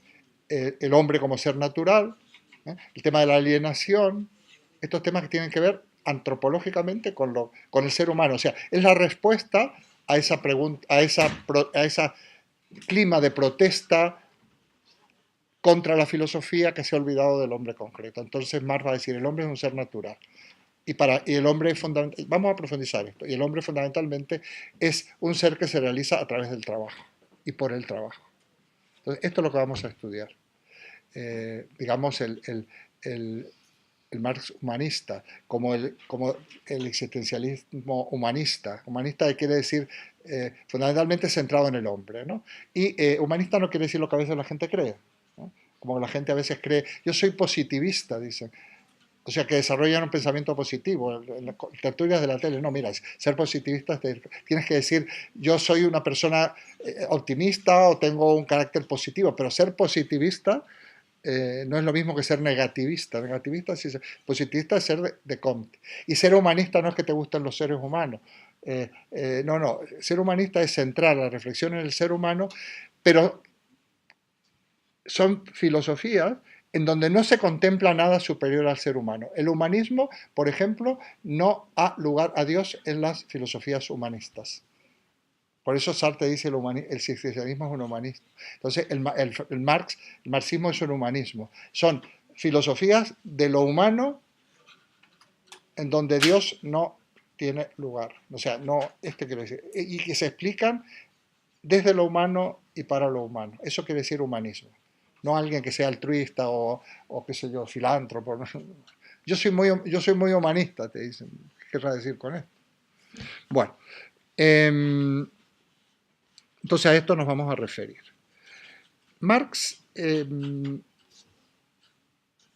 parte de la crítica al hegelianismo, a la dialéctica hegeliana, y tiene como base o influencias, por ejemplo, la crítica a la religión que hace Feuerbach, o incluso también la lectura de los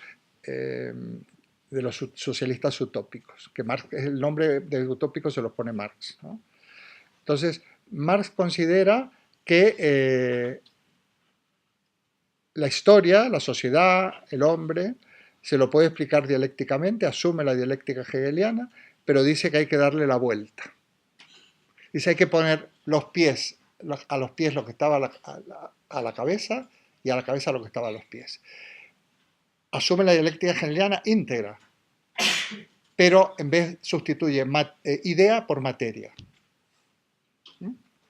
Entonces, el materialismo histórico, precisamente, es la aplicación de las leyes de la dialéctica a la materia, a la evolución de la materia. De hecho, va a asumir las tesis evolucionistas.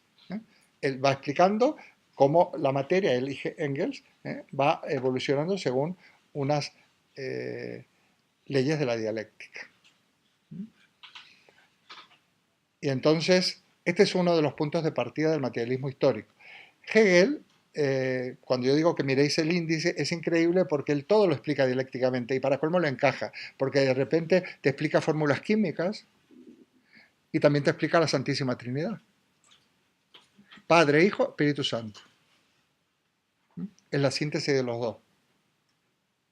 Y fórmulas químicas y cuestiones biológicas y cuestiones de física, todo lo encaja en la dialéctica. Y Marx le va a venir muy bien para explicar desde el marxismo, que podemos decir, junto con Engels, la evolución de la materia y también la evolución de la sociedad. Mundo inorgánico, mundo orgánico, siempre en estas, se llaman tríadas dialécticas. Ya sabéis que la dialéctica es muy antigua. La dialéctica es muy antigua, es griega, ya está la dialéctica platónica, está la dialéctica Parménides, la dialéctica en ser y el no ser, la dialéctica es algo verdaderamente antiguo. Kant tiene en la crítica de Acción Pura un apartado, la tercera parte se llama dialéctica trascendental, sería la dialéctica de las ideas, la metafísica en el fondo. La dialéctica es un término antiguo, viene tiene que ver con diálogo, y también la dialéctica tiene que ver con construcción, porque realmente la raíz griega sería muy interesante. Fijaos, diálogos, dia es una preposición, quiere decir ir hacia, y logos es razón. Entonces, ir hacia a través del logos, a través de la reflexión. ¿Ir hacia dónde? Ir hacia la verdad, en el fondo, hacia el logo. El logo es la verdad, ir hacia la verdad. Y entonces, pues, de alguna manera tiene una base que nos permita interpretar como que a la verdad se construye dialógicamente.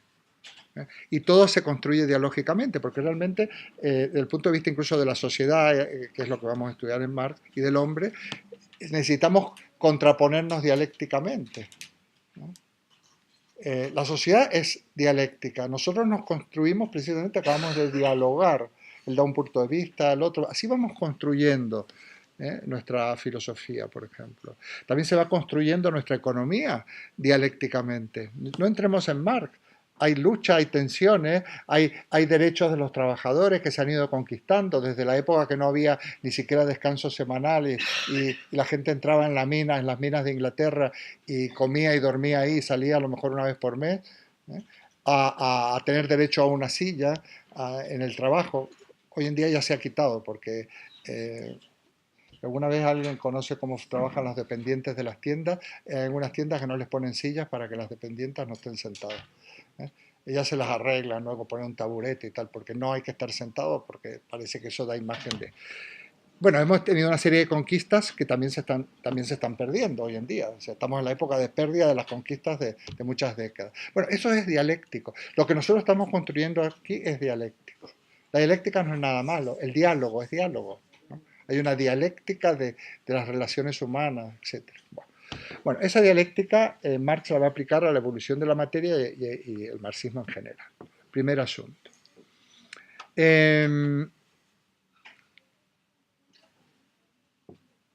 Lo que toma de Feuerbach, porque Feuerbach explica la dialéctica para hacer una crítica a la religión. Esto seguramente ya lo conoceréis muy bien, porque aquí hay dos personas, digamos, dos pensadores muy importantes en cuanto a la crítica a la religión. Uno es Feuerbach y otro es Freud, ¿no? En donde Dios sería una creación humana, ¿verdad? Es una creación humana, una proyección del ser humano. Yo voy a mezclar a los dos para no particularizar en Freud y en Feuerbach, en la medida de que el hombre proyecta sus ideales, o proyecta lo que no tiene, o proyecta lo que quisiera tener, y lo proyecta y crea un Dios, ¿no? Entonces, ¿eso qué quiere decir? Eso es una alienación del hombre. ¿Qué quiere decir alienación? Alio en latín es otro. Es lo mismo estar alienado que estar enajenado. Eres algo ajeno. Por ejemplo, cuando se dice enajenado mentalmente, quiere decir que está fuera de ti.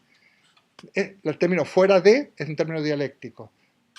La dialéctica, la naturaleza, para Hegel, es una enajenación o una alienación de Dios. Somos otro. Entonces, estar alienado es no ser tú mismo, sino que ser otro. Así vamos a manejar un poco el término. Entonces, precisamente si nosotros creamos, salimos de nosotros, proyectamos un Dios, esa proyección nos enajena, porque eso, nos independizamos y ya ese Dios no somos nosotros, no nos pertenece. Y para colmo nos sojuzga y somos nosotros mismos. Nuestro gran, digamos, la persona, quien nos sojuzga somos nosotros mismos, nuestros propios somos los que nos... Entonces, realmente hay que ir contra esa alienación, porque si vamos en pos de un Dios o vamos en pos de otra vida, no vamos a vivir esta y vamos a estar alienados. Esto le permitirá, que también está mal traducido, a Marx decir que la religión es el opio de los pueblos, ¿no? El opio de los pueblos, porque hay que ir, también tomar nota de que Marx no está contra la religión, pero concretamente está reaccionando contra la religión que él está viviendo en Alemania, que es un determinado tipo de protestantismo tremendamente rígido. No es que no podría entrar el catolicismo aquí, pero ciertas versiones del catolicismo son mucho más avanzadas que ciertas versiones del protestantismo. Muchas más, ¿no? Esas versiones, por ejemplo, el puritanismo o el pietismo que seguía Kant, esas son muy rígidas, ¿no? En cambio, ciertas versiones del catolicismo, por ejemplo, la teología de la liberación, pues son bastante potables, bastante interesantes. Bueno, Marx va a criticar ese Dios del protestantismo, en el fondo, que nos aliena. Y por eso dirá que la religión es el opio de los pueblos, y también porque la religión, dirá Marx, por influencia de Feuerbach, dirá que es utilizada como un arma por los poderosos, por los que nos explotan, para que nos resignemos. E incluso explotando bienaventuranzas. Bienaventurados los que sufren, porque de ellos será el reino de los cielos. Bienaventurados los pobres, porque ellos, los que tienen hambre y sed de justicia, porque tal. Bueno, o sea que se trata de no luchar aquí, porque tú vas a ser premiado luego en el cielo, ¿no? Y entonces, claro, la rebelión es directamente un pecado, ¿no? Y es ir contra lo establecido por Dios. Y en ese sentido adormece la religión, porque quita esa energía de la lucha y de la contraposición a la opresión, en ese sentido. Y la religión es realmente utilizada por los poderosos para dominar, hasta la confesión. Y en algunos países de América Latina, la preponderancia que tiene, por ejemplo, los directores espirituales. Supongo que en España también sería así, pero ya no lo es. no lo es mayoritariamente. Y la injerencia, por ejemplo, si un matrimonio, esto lo conozco yo, se iba a divorciar, llegaba a oídos del cura párroco y se hacía invitar a cenar a esa casa para ver si podía conciliar a esa pareja que se quería divorciar, para que no cayeran en pecado, para decir que esto es un hecho de la vida real, que me lo contó una persona, dice, no importa, si Dios te ha mandado esta cruz, tú vas a ser muy premiada en el cielo. Tú tienes que aguantar esta cruz hasta el final de tus días porque vas a ser bienaventurada y porque te has casado hasta el final. Ese tipo de injerencia, esto es el opio, realmente. O ingerir la religión en temas de moral, temas sexuales, por ejemplo, moral de la sexualidad, a no ser que sea delito, es totalmente neutra y ajena a cualquier juicio moral. Tiene que ver con la libertad, a no ser que sea delito, ¿eh? A no ser que sea delito. O sea, los delitos sexuales, a mi modo de ver, que los ha instaurado también la sociedad, no es opcional, ¿eh? Ahora luego hay cuestiones que tienen que ver con la libertad de las personas. Bueno, pero la religión se ha querido meter hasta en estas cosas, hasta juzgar tus pensamientos, ¿eh? Tú puedes pecar con el pensamiento. O sea, tú si consideras que quieres acogotar a este individuo, has pensado, ya es un pecado. No, el pecado será que lo acogotes, pero si tú dices que te van a darle un mamporro, no deja de ser un desahogo, ¿no? Bueno. Entonces, la alienación religiosa, podríamos hablar bastante de esto, es lo que va a criticar el marxismo y que yo creo que ha hecho mucho en relación a las actuales posturas agnósticas o de otro tipo, ¿no? Para Freud también, para Freud, aunque es posterior, Dios es un super yo enorme, toda la famosa conciencia moral que nosotros la hemos proyectado en un Dios que además es un Dios opresor, es un Dios del Antiguo Testamento. Freud conoce muy bien la religión a partir del judaísmo. El Dios del Antiguo Testamento es bastante más severo y bastante más opresor. Bueno, no tiene nada que ver con el Dios, por decirlo de alguna manera, del Nuevo Testamento, que es Jesús, independientemente de que sea Dios o no, que era una persona pues bastante interesante. No tiene nada que ver el Dios del Antiguo. Entonces, nuevamente, la crítica de Freud es al Dios del judaísmo. El judaísmo es muy rígido, también. En el fondo, lo más avanzado son ciertos cristianismos bastante libres que se han ido dando, porque la figura de Jesús es interesante. Bueno, las obras así de Marx, bueno, hablábamos de los manuscritos, de las tesis sobre Feuerbach, me estoy refiriendo a ello, la ideología alemana, que es la crítica al idealismo, el capital, etc. Hay varias obras. Yo voy a pasaros los manuscritos. Puedo hacer dos cosas, o pasaros una selección, o me resulta más fácil pasarlos enteros y que luego, sin embargo, que o bien indicar o... No son tan fáciles, ¿eh? Hay algunos que son muy interesantes, por ejemplo, cuando habla del dinero, ¿no? Tiene una cosa que es preciosa, el dinero. Dice, esa prostituta universal, dice Marx. Por ella todo se vende, todo se compra, todo tal. Es muy interesante esa aproximación casi moral y literaria al tema del dinero. Yo puedo mandar los manuscritos en PDF, lo mando, o indicar... ¿eh? Se pueden descargar. ¿Cómo? Se pueden descargar en internet. Se pueden descargar y también, pero a lo mejor si ya te lo han descargado, pues... Claro. Dime. ¿Me decías algo? No, que estaba bien, que bueno. completo. Pero en todo caso nos centraremos en algún texto que luego lo que podemos hacer, una vez que hayamos terminado un autor o terminado dos autores, traemos unos fragmentos y los comentamos aquí. Yo incluso los mando y ya los comentamos en profundidad, porque me gustaría que hiciéramos un poco entre dar pinceladas y luego meternos como a fondo en algunos temas muy a fondo, porque no nos podemos meter a fondo en todo. Muy bien. El tema de la alienación en general, en el esquema, y me parece bien, hay varios tipos de alienación. Alienación, ¿qué quiere decir? Como hemos dicho, que el ser humano pierde su ser. Por ejemplo, vamos a ir a la alienación en el trabajo. Esta a mí me gusta. Bueno, primero, el hombre es un ser natural para Marx. Yo voy a romper un poco este esquema. el hombre es un ser natural. ¿Qué quiere decir esto? Que pertenece a la naturaleza y que ha surgido de la naturaleza. Esto es el humanismo. El hombre es un ser, somos seres naturales, un ser natural. Pero ese ser natural no solo es que hemos emergido, que provenimos de la naturaleza, sino que formamos parte de la naturaleza. Y de alguna manera, dentro de del hegelianismo, damos sentido a la naturaleza. Nosotros podemos comprender y conocer de alguna manera y cada vez más la naturaleza. Y a veces lo que ocurre, lamentablemente, te lo digo yo, es que ese conocimiento de la naturaleza, lejos de ser un progreso, porque claro, el progreso de la inteligencia, si la inteligencia es natural, es progreso de la naturaleza, es crecimiento de la naturaleza. Pasa que el ser humano a veces utilizamos en contra de la naturaleza la propia inteligencia. Somos en ese sentido un animal bastante incomprensible, ¿no? Me vuelvo a acordar de una colega mexicana que habla de la pulsión de posesión. El ser humano destruye, pero no destruye para alimentarse, no destruye para sobrevivir, no destruye para defenderse. Hay una pulsión que lo lleva a la posesión y a la destrucción, incluso si no lo puedes poseer, ¿no? Entonces sería otra cuestión, pero nosotros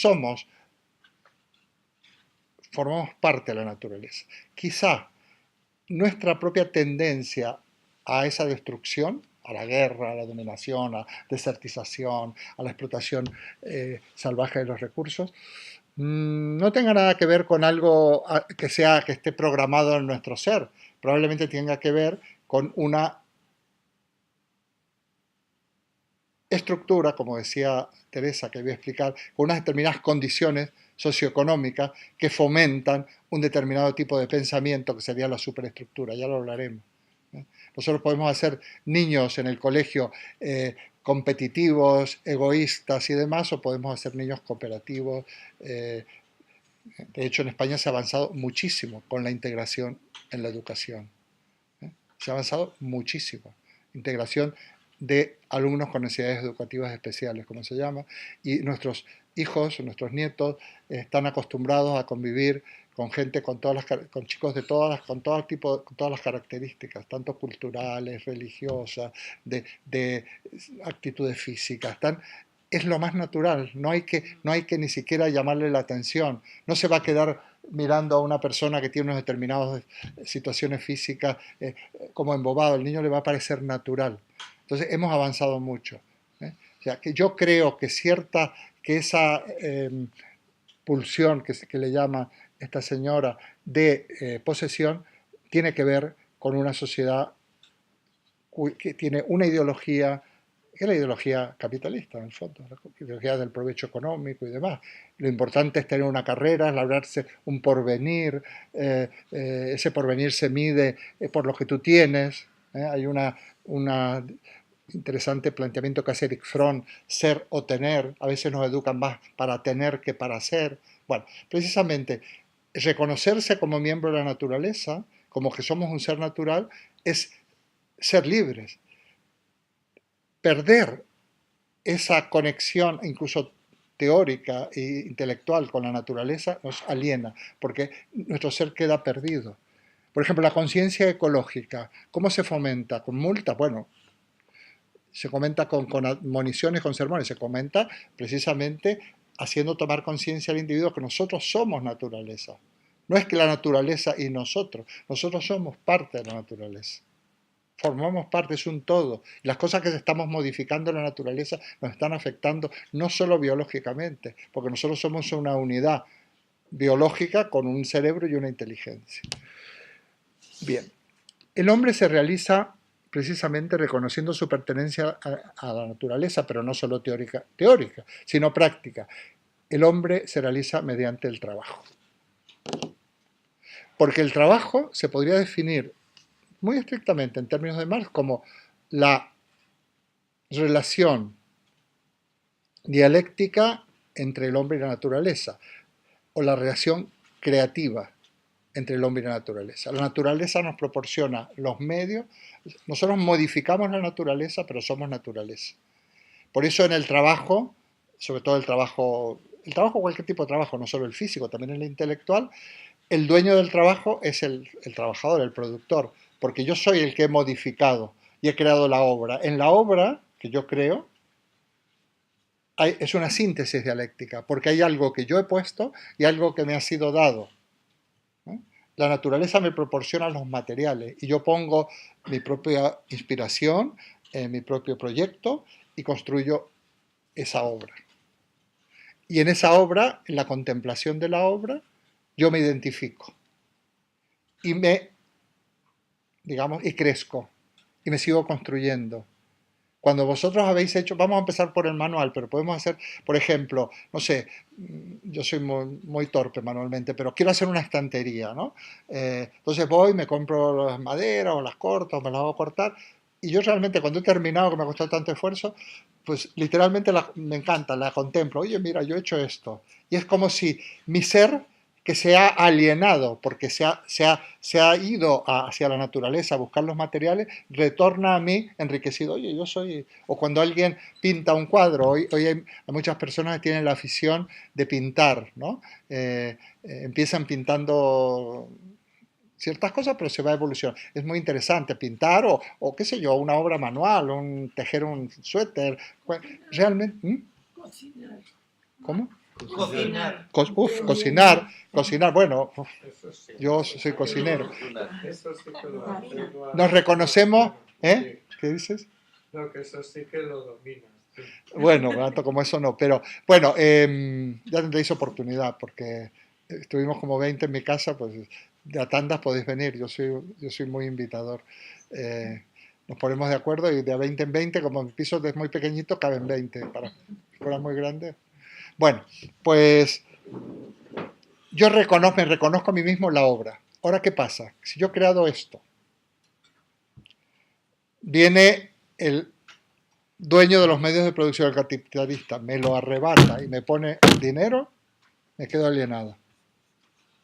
Marx dice que el salario siempre será injusto, siempre, porque lo que el obrero ha producido no es dinero, sino la obra. Luego habría que ver cuál es la solución, cómo...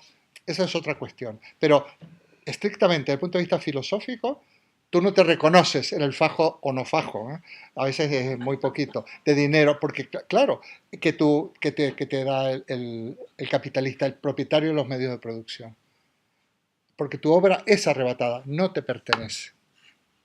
Luego podríamos estudiar de qué manera tiene que pertenecerse o cómo se puede comercializar. Eso es otra cuestión, ¿no?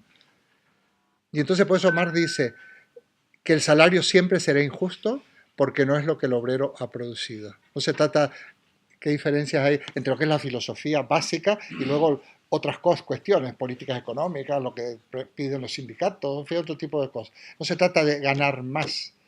Hombre, es mejor ganar más que ganar menos, sino de que realmente te pertenezca el producto. A lo mejor hay muchas maneras, desde que participes en la planificación o quién sabe. Entonces, ahí quedas alienado. Pero esa alienación de base del proletario se da siempre en nuestra sociedad, por una razón, porque los medios de producción están en manos privadas. ¿Qué son medios de producción? Pues las fábricas, las máquinas, la tierra, los ríos, todo aquello que está o en la naturaleza que se utiliza o la fábrica. Entonces, eso no puede estar en manos privadas. No puede estar en manos privadas un río, no puede estar en manos privadas una fábrica, porque eso hace que el producto no te pertenezca a ti, sino al dueño. Entonces, ¿cuál es la solución? La supresión de la propiedad privada de los medios de producción. Ojo. No de el coche, la nevera, el cepillo de dientes. No. La propiedad privada de los medios de producción. Eso es lo que marca la diferencia entre una sociedad, digamos, entre la sociedad capitalista y lo que va a ser la sociedad comunista. La sociedad comunista es una meta.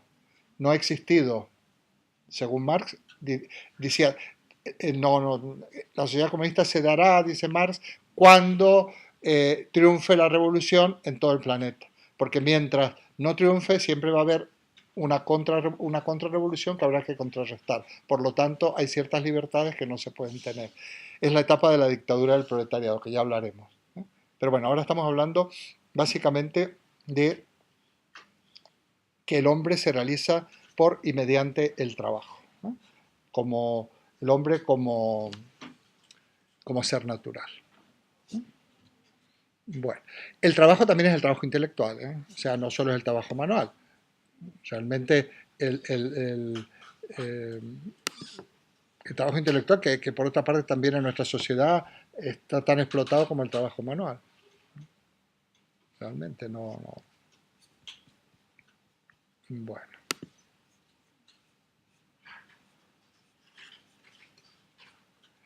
La alienación política. Bueno, aquí hay una cuestión muy importante, que Marx distingue entre lo que es la estructura y la superestructura. La estructura, a esto se refería Teresa, está formada por los medios de producción, ¿sí?, y los factores de producción. O sea, los medios de producción, fábricas, la tierra y demás, y los modos de producción. Y ahí entraría modos de producción capitalista, modos de producción de tipo colectivista, modos de producción cooperativos, que sé, hay muchos modos de producción. Esto es la infraestructura. Es material, literal. Y según la infraestructura será la superestructura. La superestructura es la ideología, la filosofía, el arte, la religión. Es un producto de la superestructura. O sea que podríamos decir que la base de nuestra manera de pensar, por ejemplo, es una base económica. Según la economía que tengas, pensarás de esa manera. O sea, la economía sería la manera de hablar de la infraestructura, es medio de producción y el modo como se organizan. Nada más, ¿no? También, por supuesto, ahí tiene que ver con el dinero, tiene que ver muchas cuestiones. Eso genera una manera de pensar. Eso genera la ideología. ¿Quieres comentar algo o no? Yo sí quería comentar. Por eso. Bueno, pues hay una alienación filosófica, una alienación del política que tiene que ver precisamente con la influencia de la superestructura que a su vez ha sido motivada por esa infraestructura. O sea, no es nada extraño que en Argentina gane Macri o que en España ganen otros, que aseguran y que puedan seguir ganando. No es algo casual, es simplemente porque la gente tiene una ideología que la hace que, bueno, también está el miedo, el miedo se fomenta, El miedo, o sea, una de las terribles consecuencias de la crisis económica es que el trabajador tiene miedo, que ya considera una bendición el que tenga un trabajo. No digamos contrato fijo, un trabajo aunque sean 700 euros. ¿Qué más da? Antes se hablaba de los mileuristas hace como más de 10 años y hoy en día ser mileurista es un privilegio, ¿no? Y entonces eso ha acentuado la dominación. Si tú te callas porque hay una cola enorme de gente que quería ocupar tu puesto. Yo le preguntaba una vez a uno, oye, ¿y las horas extras? ¿Horas extras? No, aquí no hay horas extras, tú trabajas lo que ellos quieran. Total, a la más mínima no pasas a los 3 meses o cuando sea, te vas fuera y ya vendrá otro que va a aceptar ganar menos y trabajar más, ¿no? ¿Quieres decir algo? Porque seguramente... Quizás es que antes me expliqué más mal y al lado de él pues me dará sabiduría para explicarme mejor. Sí. Vamos a ver, cuando yo antes comentaba, no estaba pidiéndote a ti que me expusieras tu opinión sobre el concepto nación, sino me parece, y puede ser algo que bueno, pues no pueda tener sentido y punto, lo retiro, que la filosofía aplicada a lo que se está viviendo puede ser interesante. Por supuesto.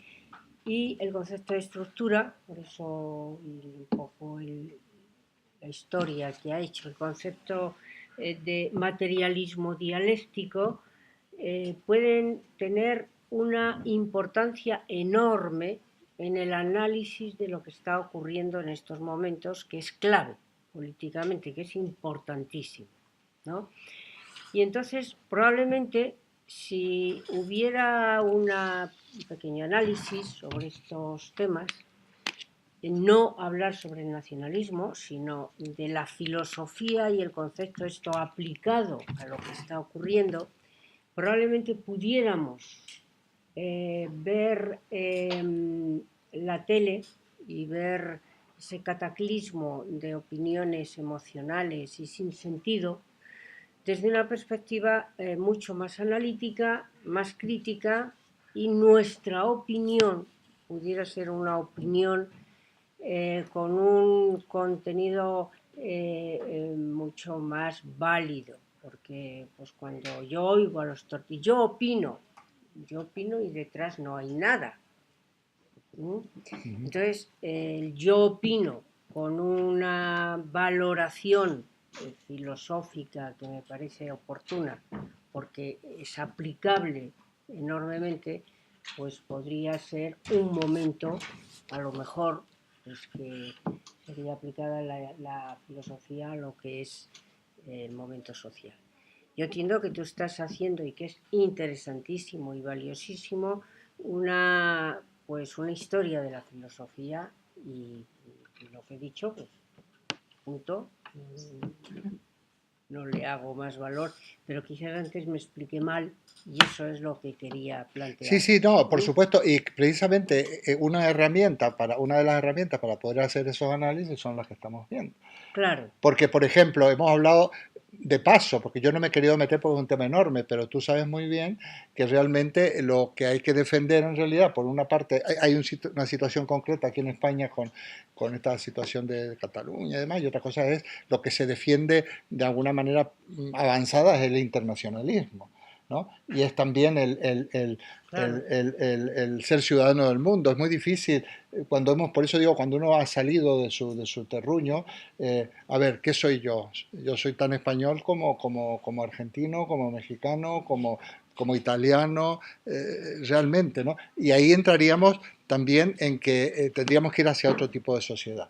Y por supuesto, lo que pasa es que para poder hacer estos análisis filosóficos, a veces no tenemos más remedio que, por ejemplo, ponernos de acuerdo en ciertas herramientas. Pero que vamos a ir entrando, en esta parte, en este curso, vamos a ir, es pertinente y además habrá que entrar a fondo en ciertas cuestiones, aunque sean 3 o 4. Esta es una, ¿no? A mí es que me parece, pues cuando oigo pues las proclamas de unos y otros políticos, me pongo colorada y pienso que probablemente si tuviéramos alguna herramienta o se expandiera alguna herramienta y pudiera salir de aquí algo, pues a lo mejor lo haríamos de forma más crítica, disfrutaríamos más, yo lo que pasa, sí, más.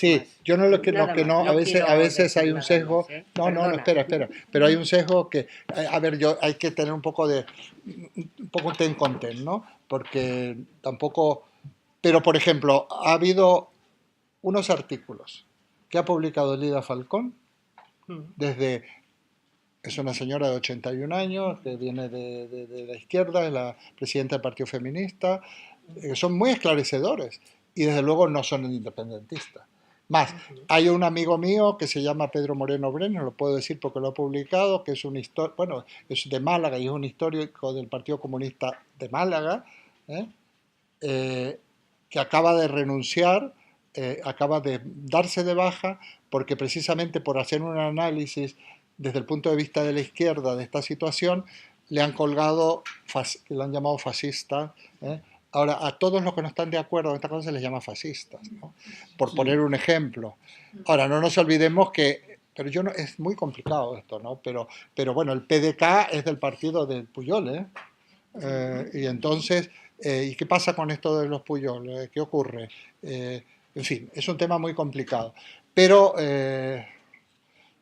tenemos que tener unas herramientas y quizás hay unas distancias, pero sí que no, es que es difícil. Hombre, filosofía como escuela de vida sería ser capaz de entrar y de hecho lo hacemos. Lo que pasa es que tenemos que hacerlo con mucha prudencia, con mucha precaución, con mucho respeto. Sí, por supuesto. Claro. Que tú eres un as. No, no, para ¿sabes lo que hacerlo, pasa? por eso te lo planteo. Porque aquí tenemos, a mí se me puede ver el plumero muy bien, pero aquí yo tengo gente que a lo mejor discrepamos en ciertas opciones Pero con y yo los bases- trato, pero que yo quiero con que se bases. sientan completamente incluidos, Claro, porque estamos claro. hablando de eso, No, pero estamos yo hablando... no estoy en contra de ni a favor de, sino No, yo la no sé. aplicación de unas herramientas críticas que no diga yo no soy independentista, yo no. sí soy, sino... Bueno, la filosofía no, se supone que es desarrollo del pensamiento crítico y en Claro, eso vamos a seguir, ¿no? Pero, en fin, es muy interesante los grupos porque este grupo básicamente tiene un grado de homogeneidad, pero también es heterogéneo, ¿no? Y entonces uno va mirando caras, ¿no? Y, por ejemplo, yo hago hay un tema que es súper delicado, todavía más que el político, que es el religioso. Es el religioso. Y a veces me han escuchado decir, pero bueno, Eduardo, parece que estás predicando. No, yo no estoy predicando, estoy dando una respuesta a asistentes que se lo toman en serio la cuestión religiosa y no están alienados. Porque yo no considero que ser religioso, una de las cosas que le achacaban a este amigo es que él, siendo del Partido Comunista, es católico, ¿no? Y va a misa. En Italia existe unos que les llaman catocomunistas de toda la vida y son católicos y son del Partido Comunista Italiano, está formado por muchísimos católicos. Entonces, cuando yo esas personas noto que un poco se sienten resentidas, en ese mismo momento yo voy a empezar a hablar de lo positivo de un cristianismo determinado. Y no es que esté pontificando, pero yo voy a ir ahora a Colombia a una cátedra que se llama Martín Baró. Y Martín Baró es uno de los jesuitas que mataron en El Salvador, donde también estaba Ellacuría. Y han fundado una cátedra de psicología de la liberación, que son psicólogos sociales, intitulada Martín Baró. Y entonces esa gente, o Ellacuría, esos tendrían que ser nuestros santos. Pero también no nos olvidemos de que tenemos un papa que podemos criticar todo lo que significa ser papa, pero que también tiene una procedencia muy interesante. No es Juan Pablo II el papa que tenemos, Francisco. Entonces, bueno, y como yo hable de esto, ya prácticamente me parece que prácticamente debo estar pontificando. Pero estoy rescatando a esa gente. Y lo mismo, estoy rescatando un sentido humanista del marxismo, porque el marxismo no es ese comunismo sobre el que tanto se ha machacado, que se comían a los niños, que mataban a las monjas. Yo creo que perderíamos mucho si no conociéramos al Marx filósofo, al Marx humanista, porque es un Marx del amor, es un Marx de la liberación, es un Marx que tendríamos mucho para poder superar esa angustia, realmente si nos consideramos seres naturales. Y inscribimos en esa línea, por ejemplo, esa sociedad que tenemos que construir en pos de la amistad, epicúrea, actual también, ¿no? En esa línea. Teresa, me encanta. No, gracias, disculpa. Bueno, ya sabéis que siempre se puede intervenir. Vamos dejando los temas, ¿no? Pero es así. Vamos a ir entrando. Estamos entrando en ambiente. Esto es el ámbito de la filosofía, ¿no? Es el ámbito de la filosofía. Y tenemos muchas respuestas que darnos. Tenemos muchas respuestas que darnos todavía. Bueno, pues ya sabéis que el próximo miércoles festivo yo estaré fuera y retomamos el día, creo que es el día 8 de noviembre. Espero poder poner con más tiempo algunas cosas antes de irme, porque sigamos. Esto va a estar también publicado. Y bueno. Muchas gracias a vosotros. Muchas gracias. Bueno, espero que nos garantices los próximos 5 años. ¿Eh?